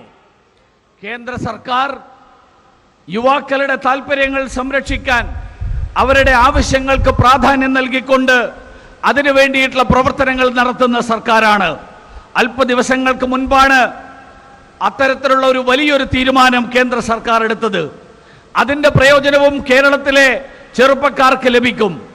കേന്ദ്ര സർക്കാർ തീരുമാനിച്ചിരിക്കുകയാണ് ഇനി മുതൽ കേന്ദ്ര സേനകളിലെ കോൺസ്റ്റബിൾ പദവിയിലേക്കുള്ള പരീക്ഷകൾ അത് ഹിന്ദിയിലും ഇംഗ്ലീഷിലും മാത്രമല്ല, ഈ രാജ്യത്തെ 13 ഭാഷകളിൽ, ആ 13 ഭാഷകളിൽ നമ്മുടെ നാട്ടിലെ ചെറുപ്പക്കാർക്ക് എഴുതാം. അതുകൊണ്ട് തന്നെ മലയാളത്തിൽ പരീക്ഷ എഴുതിക്കൊണ്ട് കേരളത്തിലെ ചെറുപ്പക്കാർക്കും ഇനി മുതൽ കേന്ദ്ര സേനകളിൽ തൊഴിലവസരങ്ങൾ ലഭിക്കാനുള്ള വലിയൊരു സാഹചര്യം, ആ സാഹചര്യമാണ് കേന്ദ്ര സർക്കാരിന്റെ തീരുമാനത്തിലൂടെ ഉണ്ടായിരിക്കുന്നത്. साथियों, केंद्र सरकार की योजनाओं से देश में रोजगार और स्वरोजगार के मौके लगातार बढ़ रहे हैं. इसके अलावा हमारी सरकार युवाओं को परमानेंट सरकारी नौकरी देने के लिए रोजगार मेले का आयोजन भी कर रही है. जहां जहां भाजपा की राज्य सरकारें हैं वहां भी नौजवानों को सरकारी नौकरी देने का अभियान तेज गति से चल रहा है. लेकिन केरला में जो सरकार है उसका फोकस युवाओं को रोजगार और स्वरोजगार पर नहीं है. मुझे बताया गया है केरला में न रोजगार मेलों का आयोजन होता है और न ही सरकारी भर्तियों पर उतना ध्यान दिया जा रहा है. केरला के युवा राज्य सरकार के इस रवैये को कभी भूल नहीं सकते. സുഹൃത്തുക്കളെ, കേന്ദ്ര സർക്കാരിന്റെ വിവിധ പദ്ധതികൾ, ആ പദ്ധതികൾ നമ്മുടെ രാജ്യത്ത് തൊഴിലവസരങ്ങൾ സൃഷ്ടിക്കാൻ, അതോടൊപ്പം സ്വയം തൊഴിൽ കണ്ടെത്താനുള്ള അവസരങ്ങൾ സൃഷ്ടിക്കാൻ അതിനു വേണ്ടിയിട്ടുള്ള പ്രവർത്തനങ്ങളാണ് നടത്തിക്കൊണ്ടിരിക്കുന്നത്. അതിനു പുറമെയാണ് നമ്മുടെ സർക്കാർ ചെറുപ്പക്കാർക്ക് സർക്കാർ സർവീസിൽ സ്ഥിരം ജോലി ലഭിക്കാൻ അതിനു വേണ്ടിയിട്ടുള്ള തൊഴിൽ മേളകൾ, ആ തൊഴിൽ മേളകൾ സംഘടിപ്പിക്കുന്നത്. എവിടെയൊക്കെ ഭാരതീയ ജനതാ പാർട്ടിയുടെ സർക്കാരുകളുണ്ടോ അവിടെയൊക്കെ ചെറുപ്പക്കാർക്ക് അവർക്ക് സർക്കാർ ജോലി ലഭിക്കാവുന്ന തരത്തിൽ അതിനു വേണ്ടിയിട്ടുള്ള പ്രവർത്തനങ്ങൾ ദ്രുതഗതിയിൽ നടന്നുകൊണ്ടിരിക്കുകയാണ്. പക്ഷെ കേരളത്തിലെ സർക്കാർ അവരുടെ കേന്ദ്രം, അവരുടെ ശ്രദ്ധ യുവാക്കൾക്ക് തൊഴിൽ നൽകുന്നതിലോ യുവാക്കൾക്ക് തൊഴിലവസരങ്ങൾ സൃഷ്ടിക്കുന്നതിലോ അല്ല. ഞാൻ മനസ്സിലാക്കുന്നത് കേരളത്തിൽ ഇത്തരത്തിൽ തൊഴിൽ മേളകൾ നടത്താൻ അങ്ങനെയുള്ള ഒരു ശ്രമവും അഥവാ സർക്കാർ ജോലികളിൽ ആ ജോലികളിൽ അവിടെ ചെറുപ്പക്കാരെ നിയോഗിക്കാൻ ആ ഒഴിവുകൾ നികത്താൻ വേണ്ടിയിട്ടുള്ള താല്പര്യവും ശ്രദ്ധയും കേരളത്തിലെ സർക്കാർ ആ കാര്യത്തിൽ വേണ്ടത്ര നടത്തുന്നില്ല. അത് കേരളത്തിലെ ചെറുപ്പക്കാർക്കൊരിക്കലും മറക്കാൻ കഴിയില്ല എന്നുള്ളതും നമുക്കെല്ലാവർക്കും അറിയാം. साथियों, भारत के ट्रू पोटेंशियल को अनलॉक करने के लिए ये जरूरी है कि हम हर नए क्षेत्र में लीड लें. ईश्वर ने केरला को अद्भुत प्राकृतिक सौंदर्य दिया है, अद्भुत विरासत दी है, अद्भुत कला और संस्कृति दी है. केरला वैश्विक स्तर पर भारत के आकर्षण का, पर्यटन की अपार संभावनाओं का सबसे प्रमुख चेहरा बन सकता है. मैं चाहूंगा कि युवम पूरी दुनिया के युवाओं को केरला की इस तस्वीर से परिचित कराने का एक मंच बने, इस संभावनाओं को साकार करने का मंच बने.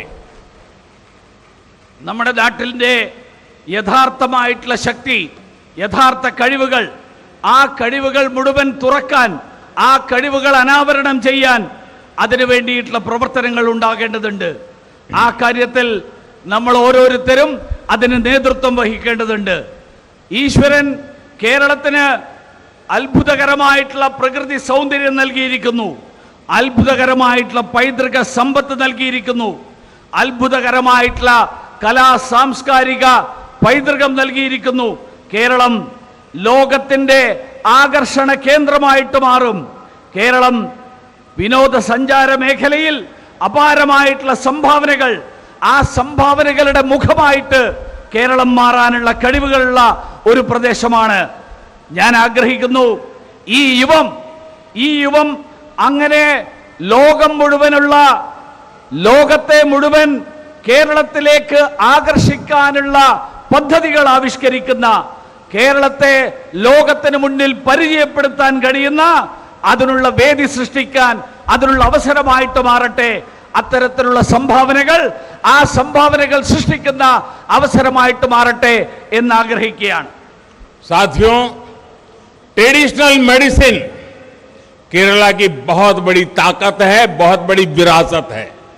इस क्षेत्र में केरला के लोगों का हजारों वर्ष पुराना ज्ञान और पूरे विश्व की मदद कर सकता है. मुझे याद है अपने मन की बात कार्यक्रम में मैंने केनिया के पूर्व पीएम का जिक्र किया था. उनकी बेटी की आंख केरला में हुए उपचार से ही ठीक हुई थी. पारंपरिक और प्राकृतिक चिकित्सा में केरल के सामर्थ्य को हमें लगातार बढ़ाना है. സുഹൃത്തുക്കളെ, കേരളത്തിന്റെ പരമ്പരാഗത വൈദ്യശാസ്ത്രം അത് കേരളത്തിന്റെ വലിയ ശക്തിയാണ്, വലിയ പാരമ്പര്യമാണ്. ഈ മേഖലയിൽ കേരളത്തിന് ആയിരക്കണക്കിന് വർഷങ്ങളുടെ അറിവിന്റെ ആ അറിവ് ലോകത്തിന് മുഴുവൻ പകർന്നു നൽകാനുള്ള കഴിവുണ്ട്. എനിക്ക് ഓർമ്മയുണ്ട്, മൻ കി ബാത്തിൽ കെനിയയുടെ മുൻ പ്രധാനമന്ത്രി, അദ്ദേഹത്തിന്റെ കാര്യം ഞാൻ സൂചിപ്പിച്ചിരുന്നു. അദ്ദേഹത്തിന്റെ മകളുടെ കണ്ണ് കേരളത്തിലെ ഈ ആയുർവേദ ചികിത്സയിലൂടെ എങ്ങനെ അവരുടെ കണ്ണ്, ആ ചികിത്സയിലൂടെ അവരുടെ കണ്ണിന്റെ കുഴപ്പങ്ങൾ, അസുഖങ്ങൾ മാറി എന്നുള്ളത്. ഈ തരത്തിലുള്ള പരമ്പരാഗത ചികിത്സാ രീതി, ആ ചികിത്സാ രീതിയിലൂടെ കേരളത്തിന്റെ കഴിവ്, ആ കഴിവുകൾ നിരന്തരമായിട്ട് വികസിപ്പിക്കേണ്ടതുണ്ട്. साथियों, वैसे मन की बात में मैं जब भी केरला के लोगों की बात करता हूं तो मुझे बहुत खुशी मिलती है. आपको बहुत सारे लेटर्स मुझे मन की बात के लिए हमेशा मिलते रहते हैं. इस कार्यक्रम के अब 100 एपिसोड पूरे होने जा रहे हैं, सेंचुरी हो रही है. इस रविवार को मैं आपसे मन की बात के जरिए फिर से मिलने वाला भी हूं. സുഹൃത്തുക്കളെ, മൻ കി ബാത്തിൽ കേരളത്തിന്റെ കാര്യങ്ങൾ ഞാൻ പരാമർശിക്കുമ്പോൾ എനിക്കേറെ സന്തോഷം തോന്നാറുണ്ട്. നിങ്ങളെല്ലാവരും മൻ കി ബാത്തിലെ കാര്യങ്ങളിൽ ഉൾപ്പെടുത്താൻ വേണ്ടിയിട്ടുള്ള നിരവധി കത്തുകൾ നിങ്ങൾ എനിക്ക് അയക്കാറുണ്ട്.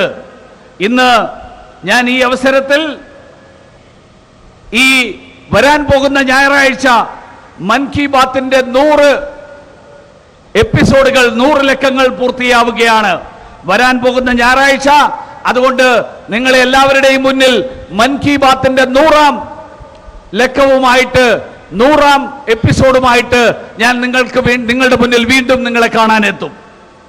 साथियों, जब देश तेजी से बढ़ता है तो केरला जैसे प्रतिभाशाली राज्य की भागीदारी उसमें बहुत महत्वपूर्ण हो जाती है। लेकिन सच्चाई यह भी है कि बीते वर्षों में केरला के युवाओं को नए अवसर देने के वो प्रयास नहीं हुए जो होने चाहिए थे। दो तरह की आइडियोलॉजी के संघर्ष में केरल का बहुत नुकसान हो रहा है। यहां एक आइडियोलॉजी है जो अपनी पार्टी को केरला के हित से भी ऊपर समझती है, वहीं दूसरी एक और आइडियोलॉजी एक परिवार को हर चीज से ऊपर रखती है। ये दोनों मिलकर हिंसा को बढ़ावा देते हैं, भ्रष्टाचार को बढ़ावा देते हैं। केरला के युवाओं को इन दोनों ही आइडियोलॉजी को परास्त करने के लिए मेहनत करनी है। സുഹൃത്തുക്കളെ, രാജ്യം അതിവേഗതയിൽ പുരോഗതിയിലേക്ക് നീങ്ങുമ്പോൾ കേരളത്തിലെ പ്രതിഭാശാലികളായിട്ടുള്ള കേരളം പോലെയുള്ള ഒരു സംസ്ഥാനം, ആ സംസ്ഥാനം അതിൽ പങ്കാളികളാകേണ്ടത് വളരെ പ്രാധാന്യമുള്ള ഒരു കാര്യമാണ്. പക്ഷേ വാസ്തവം എന്താ? കഴിഞ്ഞ നിരവധി വർഷങ്ങളായിട്ട് കേരളത്തിലെ ചെറുപ്പക്കാർക്ക് കിട്ടേണ്ടിയിരുന്ന അവസരങ്ങൾ, ആ അവസരങ്ങൾ കേരളത്തിലെ ചെറുപ്പക്കാർക്ക് നിഷേധിക്കപ്പെടുകയാണ്. ഒരു വശത്ത് ഇവിടെ രണ്ട് ആശയഗതികൾ തമ്മിലുള്ള സംഘർഷം, ആ സംഘർഷമാണ് നടന്നുകൊണ്ടിരിക്കുന്നത്. ഒരു വശത്ത് ഒരു കൂട്ടർ തങ്ങളുടെ പാർട്ടി കേരളത്തിന്റെ താല്പര്യങ്ങളെക്കാൾ കൂടുതൽ തങ്ങളുടെ പാർട്ടി താല്പര്യങ്ങൾക്ക് പ്രാധാന്യം നൽകുന്ന ഒരു കൂട്ടർ, വേറൊരു കൂട്ടർ കേരളത്തിന്റെ താല്പര്യങ്ങളെക്കാൾ ഒരു കുടുംബത്തിന് പ്രാധാന്യം നൽകുന്ന വേറൊരു കൂട്ടർ. അങ്ങനെയുള്ള ഈ രണ്ട് കൂട്ടരും ചേർന്ന് കേരളത്തിലെ ചെറുപ്പക്കാരെ കുരുതി കൊടുക്കുകയായിരുന്നു. കേരളത്തെ അഴിമതിയുടെ കൂത്തരങ്ങാക്കി മാറ്റുകയായിരുന്നു. കേരളത്തിലെ ചെറുപ്പക്കാർക്ക് ഈ രണ്ട് ആശയഗതികളെയും പരാജയപ്പെടുത്തിക്കൊണ്ട് അതിനു വേണ്ടിയിട്ടുള്ള പരിശ്രമം നടത്തേണ്ട അവസരം സമാഗതമായിരിക്കുകയാണ്. साथियों, एक तरफ भाजपा की सरकार हम सभी लोग देश का एक्सपोर्ट बनाने के लिए हमारे केरल से ट्रेडिशनल दवाइयां, मेडिसिन दुनिया में जाए, उसके लिए दिन रात मेहनत कर रहे हैं, तो वहीं यहां केरला में दूसरा ही खेल कुछ लोग चला रहे हैं। यहां पर दिन रात कुछ लोग गोल्ड की स्मगलिंग के लिए मेहनत करते रहते हैं। केरला के नौजवानों से कोई सच्चाई छिपी नहीं है। वो जानते हैं कि सत्ता में बैठे कुछ लोग कैसे यहां के युवाओं के भविष्य के साथ खिलवाड़ कर रहे हैं. സുഹൃത്തുക്കളെ, ഒരു വശത്ത് ഭാരതീയ ജനതാ പാർട്ടിയുടെ സർക്കാർ ഈ രാജ്യത്തിന്റെ കയറ്റുമതി വർദ്ധിപ്പിക്കാൻ അതിനു വേണ്ടിയിട്ട് രാപ്പകലില്ലാതെ അധ്വാനിക്കുകയാണ്. മറുവശത്ത് കേരളത്തിൽ മറ്റൊരു കളിയാണ് നടന്നുകൊണ്ടിരിക്കുന്നത്. ഇവിടെ ഒരു വശത്ത് നമ്മുടെ പരമ്പരാഗത വൈദ്യ മേഖല ഉൾപ്പെടെയുള്ള മേഖലകളിൽ നിന്ന് കയറ്റുമതി വർദ്ധിപ്പിക്കാനുള്ള ശ്രമം നടക്കുമ്പോൾ ഇവിടെ ചില ആളുകൾ രാവും പകലും സ്വർണ്ണക്കടത്ത് പോലെയുള്ള കാര്യങ്ങൾ, അതിലാണ് അവരുടെ മുഴുവൻ അധ്വാനവും. ആ അധ്വാനം മുഴുവൻ അവര് ഉപയോഗിച്ചുകൊണ്ടിരിക്കുന്നത്. കേരളത്തിലെ ചെറുപ്പക്കാരിൽ നിന്ന് ഈ തരത്തിലുള്ള കാര്യങ്ങൾ ഒരിക്കലും ഒളിച്ചു വെക്കാൻ സാധ്യമല്ല. അവർക്കറിയാം അധികാരത്തിൽ ഇരിക്കുന്ന ചില ആളുകൾ എങ്ങനെയാണ് ഈ കേരളത്തിലെ ചെറുപ്പക്കാരുടെ ഭാവി, ആ ഭാവി കൊണ്ട് പന്താടിക്കൊണ്ടിരിക്കുന്നത് എന്ന് അവർക്കെല്ലാവർക്കും അറിയാം. साथियों, केरला के युवाओं के एस्पिरेशंस और बेचैनी को केंद्र की भाजपा सरकार भली भांति समझती है. बीते 9 वर्षों में देश ने पूरा प्रयास किया है कि केंद्र से जो योजनाएं शुरू हो रही है उनका लाभ केरला के लोगों को मिले. കേരളത്തിലെ ചെറുപ്പക്കാരുടെ ആശയാഭിലാഷങ്ങൾ, ആ അഭിലാഷങ്ങൾ പൂർണ്ണമായും മനസ്സിലാക്കുന്ന ഒരു സർക്കാരാണ് കേന്ദ്രത്തിൽ ഭരണം നടത്തിക്കൊണ്ടിരിക്കുന്ന ഭാരതീയ ജനതാ പാർട്ടിയുടെ സർക്കാർ. കഴിഞ്ഞ 9 വർഷക്കാലമായിട്ട് അതുകൊണ്ട് തന്നെ കേന്ദ്ര സർക്കാർ നടപ്പിലാക്കിക്കൊണ്ടിരിക്കുന്ന നിരവധി പദ്ധതികൾ, ആ പദ്ധതികളുടെ പ്രയോജനം കേരളത്തിനും കൂടി ലഭ്യമാക്കാൻ വേണ്ടിയിട്ടുള്ള പരിശ്രമമാണ് കേന്ദ്ര സർക്കാർ നടത്തിക്കൊണ്ടിരിക്കുന്നത്. कोरोना के समय केरला ने इतनी कठिनाइयों का सामना किया. हमने गरीबों को मुफ्त राशन दिया, मुफ्त वैक्सीन दी. आज केंद्र सरकार की योजनाओं की वजह से यहां लोगों को मुफ्त इलाज मिल रहा है, अपना घर मिल रहा है, मुद्रा योजना के जरिए आसान लोन मिल रहा है. देश के इन प्रयासों का मकसद है कि गरीब अपने पैरों पर खड़ा हो सके और हर वर्ग का युवा आत्मनिर्भर बन सके. बीजेपी चाहती है केरल का युवा डिजिटल इंडिया और एआई रिवॉल्यूशन को लीड करे. बीजेपी चाहती है केरल का युवा साइंस और इनोवेशन में लीड करे, महान मलयाली संस्कृति को भी दुनिया तक पहुंचाए. बीजेपी चाहती है केरला का युवा स्पोर्ट्स में भी न्यू इंडिया का प्रतिनिधित्व करे. കൊറോണയുടെ കാലത്ത് കേരളം നിരവധി ബുദ്ധിമുട്ടുകളിലൂടെ കടന്നുപോയി. അതുകൊണ്ട് തന്നെയാണ് ആ കാലത്ത് പാവപ്പെട്ടവർക്ക് സൗജന്യമായിട്ട് റേഷൻ നൽകിയത്, സൗജന്യമായിട്ട് വാക്സിൻ നൽകിയത്. ഇന്ന് കേന്ദ്ര സർക്കാർ കാരണം, കേന്ദ്ര സർക്കാരിന്റെ പദ്ധതികൾ കാരണം ഇവിടെ എല്ലാവർക്കും സൗജന്യമായിട്ട് ചികിത്സാ സഹായം ലഭിക്കുന്നു, അവർക്കെല്ലാവർക്കും വീട് ലഭിക്കുന്നു.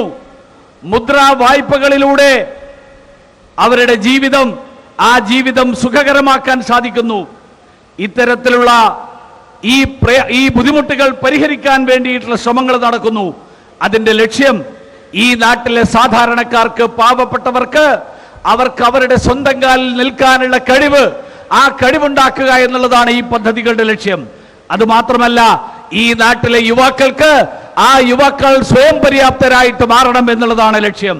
ഭാരതീയ ജനതാ പാർട്ടി ആഗ്രഹിക്കുന്നത് ഈ നാട്ടിലെ ചെറുപ്പക്കാർ ഡിജിറ്റൽ ഇന്ത്യക്ക് നേതൃത്വം നൽകുന്നവരായിട്ട് മാറണം. നിർമ്മിത ബുദ്ധിയുടെ വിപ്ലവത്തിന്, ആ വിപ്ലവത്തിന് നേതൃത്വം നൽകുന്നവരായിട്ട് മാറണം. ഭാരതീയ ജനതാ പാർട്ടി ആഗ്രഹിക്കുന്നു ഈ കേരളത്തിലെ യുവാക്കൾ ശാസ്ത്ര സാങ്കേതിക മേഖലയ്ക്ക് നേതൃത്വം നൽകുന്നവരാകട്ടെ. മലയാള സംസ്കൃതിയുടെ, മലയാള സംസ്കാരത്തിന്റെ ആ സംസ്കാരത്തെ ലോകത്തിന് മുഴുവൻ എത്തിക്കാൻ കഴിയുന്ന, അതിന് നേതൃത്വം നൽകുന്നവരായിട്ട് മാറാൻ കഴിയട്ടെ. ഭാരതീയ ജനതാ പാർട്ടി ആഗ്രഹിക്കുന്നു കേരളത്തിലെ ചെറുപ്പക്കാർ കലാകായിക മേഖലകളിൽ, ആ മേഖലകളിൽ മുന്നേറ്റം നടത്തിക്കൊണ്ട് പുതിയ ഇന്ത്യയുടെ പ്രതിനിധികളായിട്ട് അവർ മാറട്ടെ. साथियों, आपके पास अगले 25 वर्ष का वो समय है जिसे नए भारत के निर्माण के समय के रूप में याद किया जाएगा. हमारी कितनी पीढ़ियां ने उन देश के लिए असीम बलिदान दिए, देश के लिए असंख्य सपने देखे. हमें केरला और देश की विरासत के वैभव के लिए काम करना है. हमें एक भारत श्रेष्ठ भारत के संकल्प के लिए काम करना है. हमें देश के लोकतंत्र को मजबूत करने के लिए काम करना है. हमें अपनी परंपराओं को समृद्ध करने के लिए काम करना है. സുഹൃത്തുക്കളെ, നിങ്ങളുടെ എല്ലാവരുടെയും മുന്നിൽ വരാൻ പോകുന്ന 25 വർഷക്കാലം, ആ 25 വർഷക്കാലം പുതിയൊരു ഭാരതത്തിന്റെ നിർമ്മാണത്തിന് വേണ്ടിയിട്ടുള്ള പ്രവർത്തനങ്ങൾ നടത്താനുള്ള കാലമാണ്. നമ്മുടെ നിരവധി തലമുറകൾ, ആ തലമുറകൾ ഈ നാടിന് വേണ്ടിയിട്ട് അവരുടെ വലിയ ത്യാഗങ്ങൾ ചെയ്തു. അവർ കണ്ടിട്ടുള്ള സ്വപ്നങ്ങൾ, ആ സ്വപ്നങ്ങൾ സാക്ഷാത്കരിക്കാൻ വേണ്ടിയിട്ടുള്ള പ്രവർത്തനം, ആ പ്രവർത്തനമാണ് നമുക്ക് നടത്താനുള്ളത്. നമുക്ക് കേരളത്തെയും നാടിനെയും, ആ നാടിന്റെ പാരമ്പര്യവും ചരിത്രവും, അതിനു വേണ്ടിയിട്ട്, അതിന്റെ വൈഭവത്തിന് വേണ്ടിയിട്ട് നമുക്ക് പ്രവർത്തിക്കാം.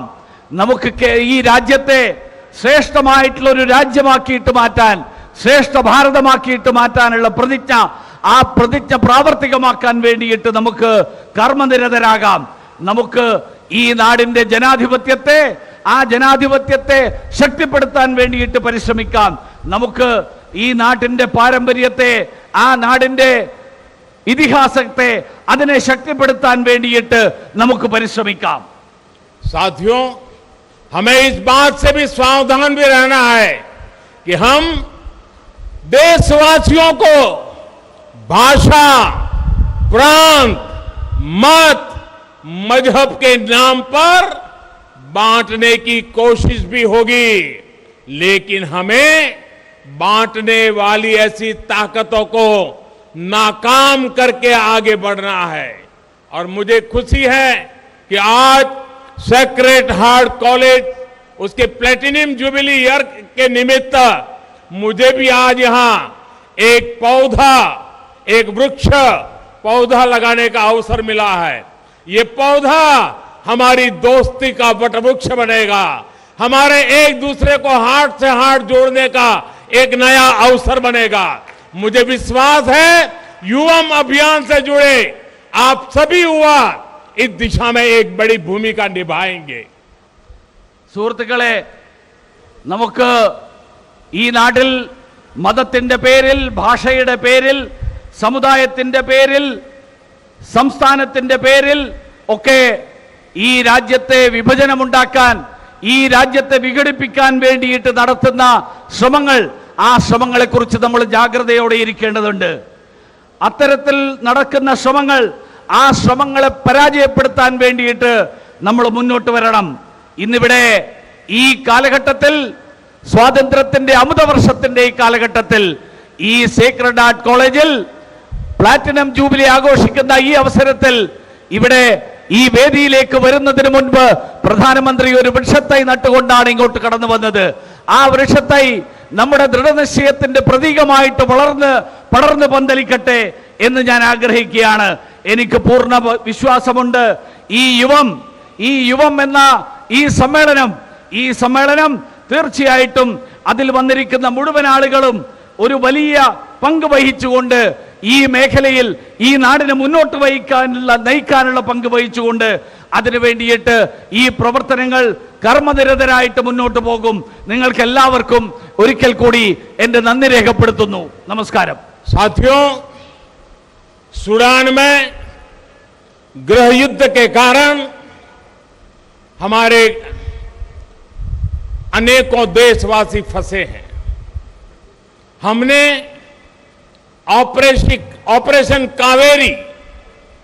ऑपरेशन कावेरी का अभियान शुरू किया है और वहां से हमारे लोगों को सुरक्षित लाने का काम प्रारंभ हो चुका है। और उसकी निगरानी के लिए हमारी केरल की ही संतान और मेरी सरकार के मंत्री मुरलीधरन जी को मैं उसकी निगरानी के लिए वहां भेज रहा हूं, ताकि ऑपरेशन कावेरी बहुत तेज गति से हम सफलतापूर्वक पूर्ण करें. സുഡാനിൽ നടക്കുന്ന ആഭ്യന്തര പ്രശ്നങ്ങളെക്കുറിച്ച് നമുക്ക് എല്ലാവർക്കും അറിയാം. അവിടെ ഇന്ത്യക്കാരായിട്ടുള്ള ആളുകൾ ഉൾപ്പെടെ നിരവധി ആളുകൾ അവിടെ നടക്കുന്ന ആഭ്യന്തര സംഘർഷത്തിന്റെ ഫലമായിട്ട് കഷ്ടപ്പെട്ടുകൊണ്ടിരിക്കുകയാണ്. ഈ സാഹചര്യത്തിലാണ് അവിടെയുള്ള ഇന്ത്യക്കാരെ മുഴുവൻ സുരക്ഷിതരായിട്ട് നമ്മുടെ നാട്ടിലേക്ക് തിരിച്ചെത്തിക്കാൻ വേണ്ടിയിട്ടുള്ള പ്രവർത്തനം, ആ പ്രവർത്തനം ഓപ്പറേഷൻ കാവേരി എന്നുള്ള പേരിൽ കേന്ദ്ര സർക്കാർ തുടക്കം കുറിച്ചിരിക്കുന്നത്. ഈ പ്രവർത്തനത്തിന് അതിനു വേണ്ടിയിട്ടുള്ള അതിൽ പങ്കുവഹിക്കാൻ വേണ്ടിയിട്ട് എന്റെ സർക്കാരിലെ മന്ത്രിയായിട്ടുള്ള കേരളത്തിന്റെ പുത്രനായിട്ടുള്ള ശ്രീ മുരളീധരനെ നിയോഗിക്കുന്നതായിട്ട് കൂടി അറിയിച്ചുകൊണ്ട് ഞാൻ ഈ വാക്കുകൾ അവസാനിപ്പിക്കുകയാണ്. साथियों, चाहे नॉर्थ ईस्ट हो, चाहे गोवा हो, जिन जिन लोगों ने भारतीय जनता पार्टी के काम को देखा है, भारतीय जनता पार्टी के सरकार के रवैये को देखा है, वो किसी भी मंत का हो, पंथ का हो, संप्रदाय का हो, उसने भारतीय जनता पार्टी को गले लगाया है। और मैं विश्वास से कहता हूं कि जो नॉर्थ ईस्ट के राज्यों ने करके दिखाया है, जो गोवा लगातार कर रहा है, वो आने वाले दिनों में केरला भी करके रहने वाला है. സുഹൃത്തുക്കളെ, വടക്ക് കിഴക്കൻ സംസ്ഥാനങ്ങളിലാണെങ്കിലും ഗോവ പോലെയുള്ള സംസ്ഥാനങ്ങളിലാണെങ്കിലും ഭാരതീയ ജനതാ പാർട്ടിയെ പിന്തുണച്ച മതത്തിന്റെയും സമുദായത്തിന്റെയും വേലിക്കെട്ടുകൾക്ക് എല്ലാം മാറ്റിവെച്ചുകൊണ്ട് ഭാരതീയ ജനതാ പാർട്ടിക്ക് പിന്തുണ നൽകിയ വലിയ സമുദായങ്ങളുണ്ട്. ഈ കേരളത്തിലും അവരെല്ലാവരും തന്നെ ഭാരതീയ ജനതാ പാർട്ടി നടത്തുന്ന ആ പ്രവർത്തനം നേരിട്ടറിഞ്ഞ് അനുഭവിച്ചവരാണ്. ഈ കേരളത്തിലും അത്തരത്തിലുള്ള മാറ്റം, ആ മാറ്റം സമാഗതമായിരിക്കുകയാണ്.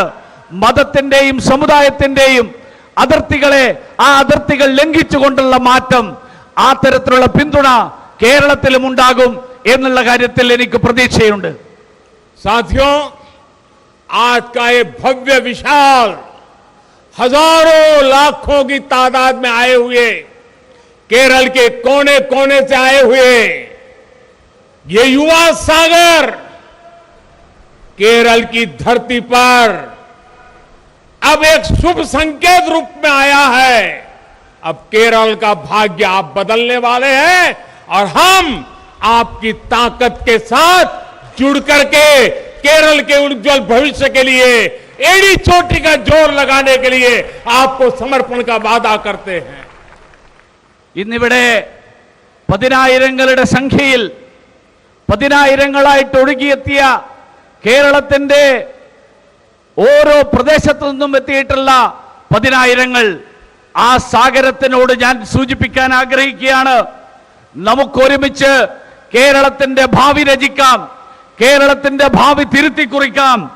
ആ കേരളത്തിന്റെ ഭാവി തിരുത്തി കുറിക്കാനുള്ള പരിശ്രമം, ആ പരിശ്രമത്തിൽ നമുക്ക് ഒരുമിച്ച് മുന്നേറാം എന്ന് ഞാൻ സൂചിപ്പിക്കാൻ ആഗ്രഹിക്കുകയാണ്. मेरे युवा साथियों, आइए हम चल पड़े. आप नेतृत्व कीजिए, मैं आपके साथ चलने के लिए तैयार हूं. യുവാക്കളെ, ഞാൻ നിങ്ങളോട് പറയാൻ ആഗ്രഹിക്കുകയാണ്, നമുക്ക് മുന്നോട്ട് നീങ്ങാം. നിങ്ങൾ നേതൃത്വം വഹിക്കൂ, ഞാൻ നിങ്ങളോടൊപ്പമുണ്ട് എന്ന് ഞാൻ പറയാൻ ആഗ്രഹിക്കുകയാണ്. आपका ये उमंग उत्साह देश के युवाओं को भी प्रेरणा देगा. मैं आप सभी का बहुत बहुत धन्यवाद करता हूं, बहुत बहुत अभिनंदन करता हूं. നിങ്ങളുടെ ഊർജ്ജസ്വലതയും നിങ്ങളുടെ ഉത്സാഹവും ഊർജ്ജസ്വലതയും ഈ നാടിന് മുഴുവൻ തന്നെ നേതൃത്വം നൽകുന്നതാണ്, ഈ നാടിന് മുഴുവൻ തന്നെ മാതൃകയാവുന്നതാണ്. അങ്ങനെയുള്ള നേതൃത്വത്തോടുകൂടി നിങ്ങൾ മുന്നോട്ട് വന്നിരിക്കുന്ന നിങ്ങൾക്ക് നന്ദി പറയാൻ ഞാൻ ആഗ്രഹിക്കുകയാണ്. आपके मोबाइल फोन की फ्लैश लाइट चालू करके मेरे साथ बोलिए, भारत माता की. മൊബൈൽ ഫോണിന്റെ flood light, torch light on ചെയ്തുകൊണ്ട് മുദ്രാവാക്യം ഓൺ ചെയ്തുകൊണ്ട് വിളിക്കൂ, ഭാരത് മാതാ കി, भारत माता की, भारत माता की, भारत माता की. वंदे वंदे वंदे वंदे वंदे वंदे वंदे वंदे वंदे वंदे.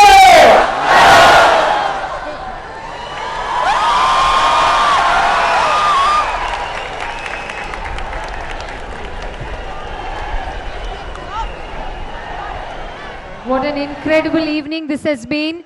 The charisma, the magnetism, Kerala के युवा पीढ़ी को आगे बढ़ने के लिए ताकत और प्रेरणा आज आपकी शब्दों से मिली है. इतिहास के पन्नों में एक बहुत ही महत्वपूर्ण पल के रूप से आज के ये शाम लिखी जाएगी. This is an absolutely exhilarating moment.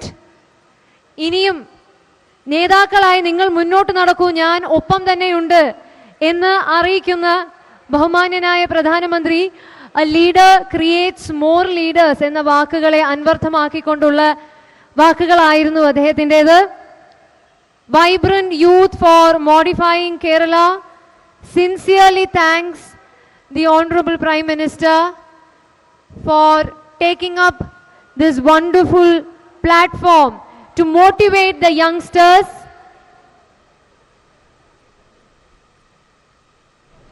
Robert frost എന്ന മഹത്തായ കവിയുടെ വാക്കുകൾ ഓർക്കുന്നു. The woods are lovely, dark and deep, but we have promises to keep, and miles to go before we sleep. ഇനിയും ഏറെ ദൂരം നമുക്ക് ഒരുമിച്ച് സഞ്ചരിക്കേണ്ടതുണ്ട്. നമുക്കെല്ലാവർക്കും നമ്മുടെ നാടിന്റെ നന്മ എന്ന ഒറ്റ ലക്ഷ്യം വെച്ചുകൊണ്ട് മുന്നോട്ട് നീങ്ങാം.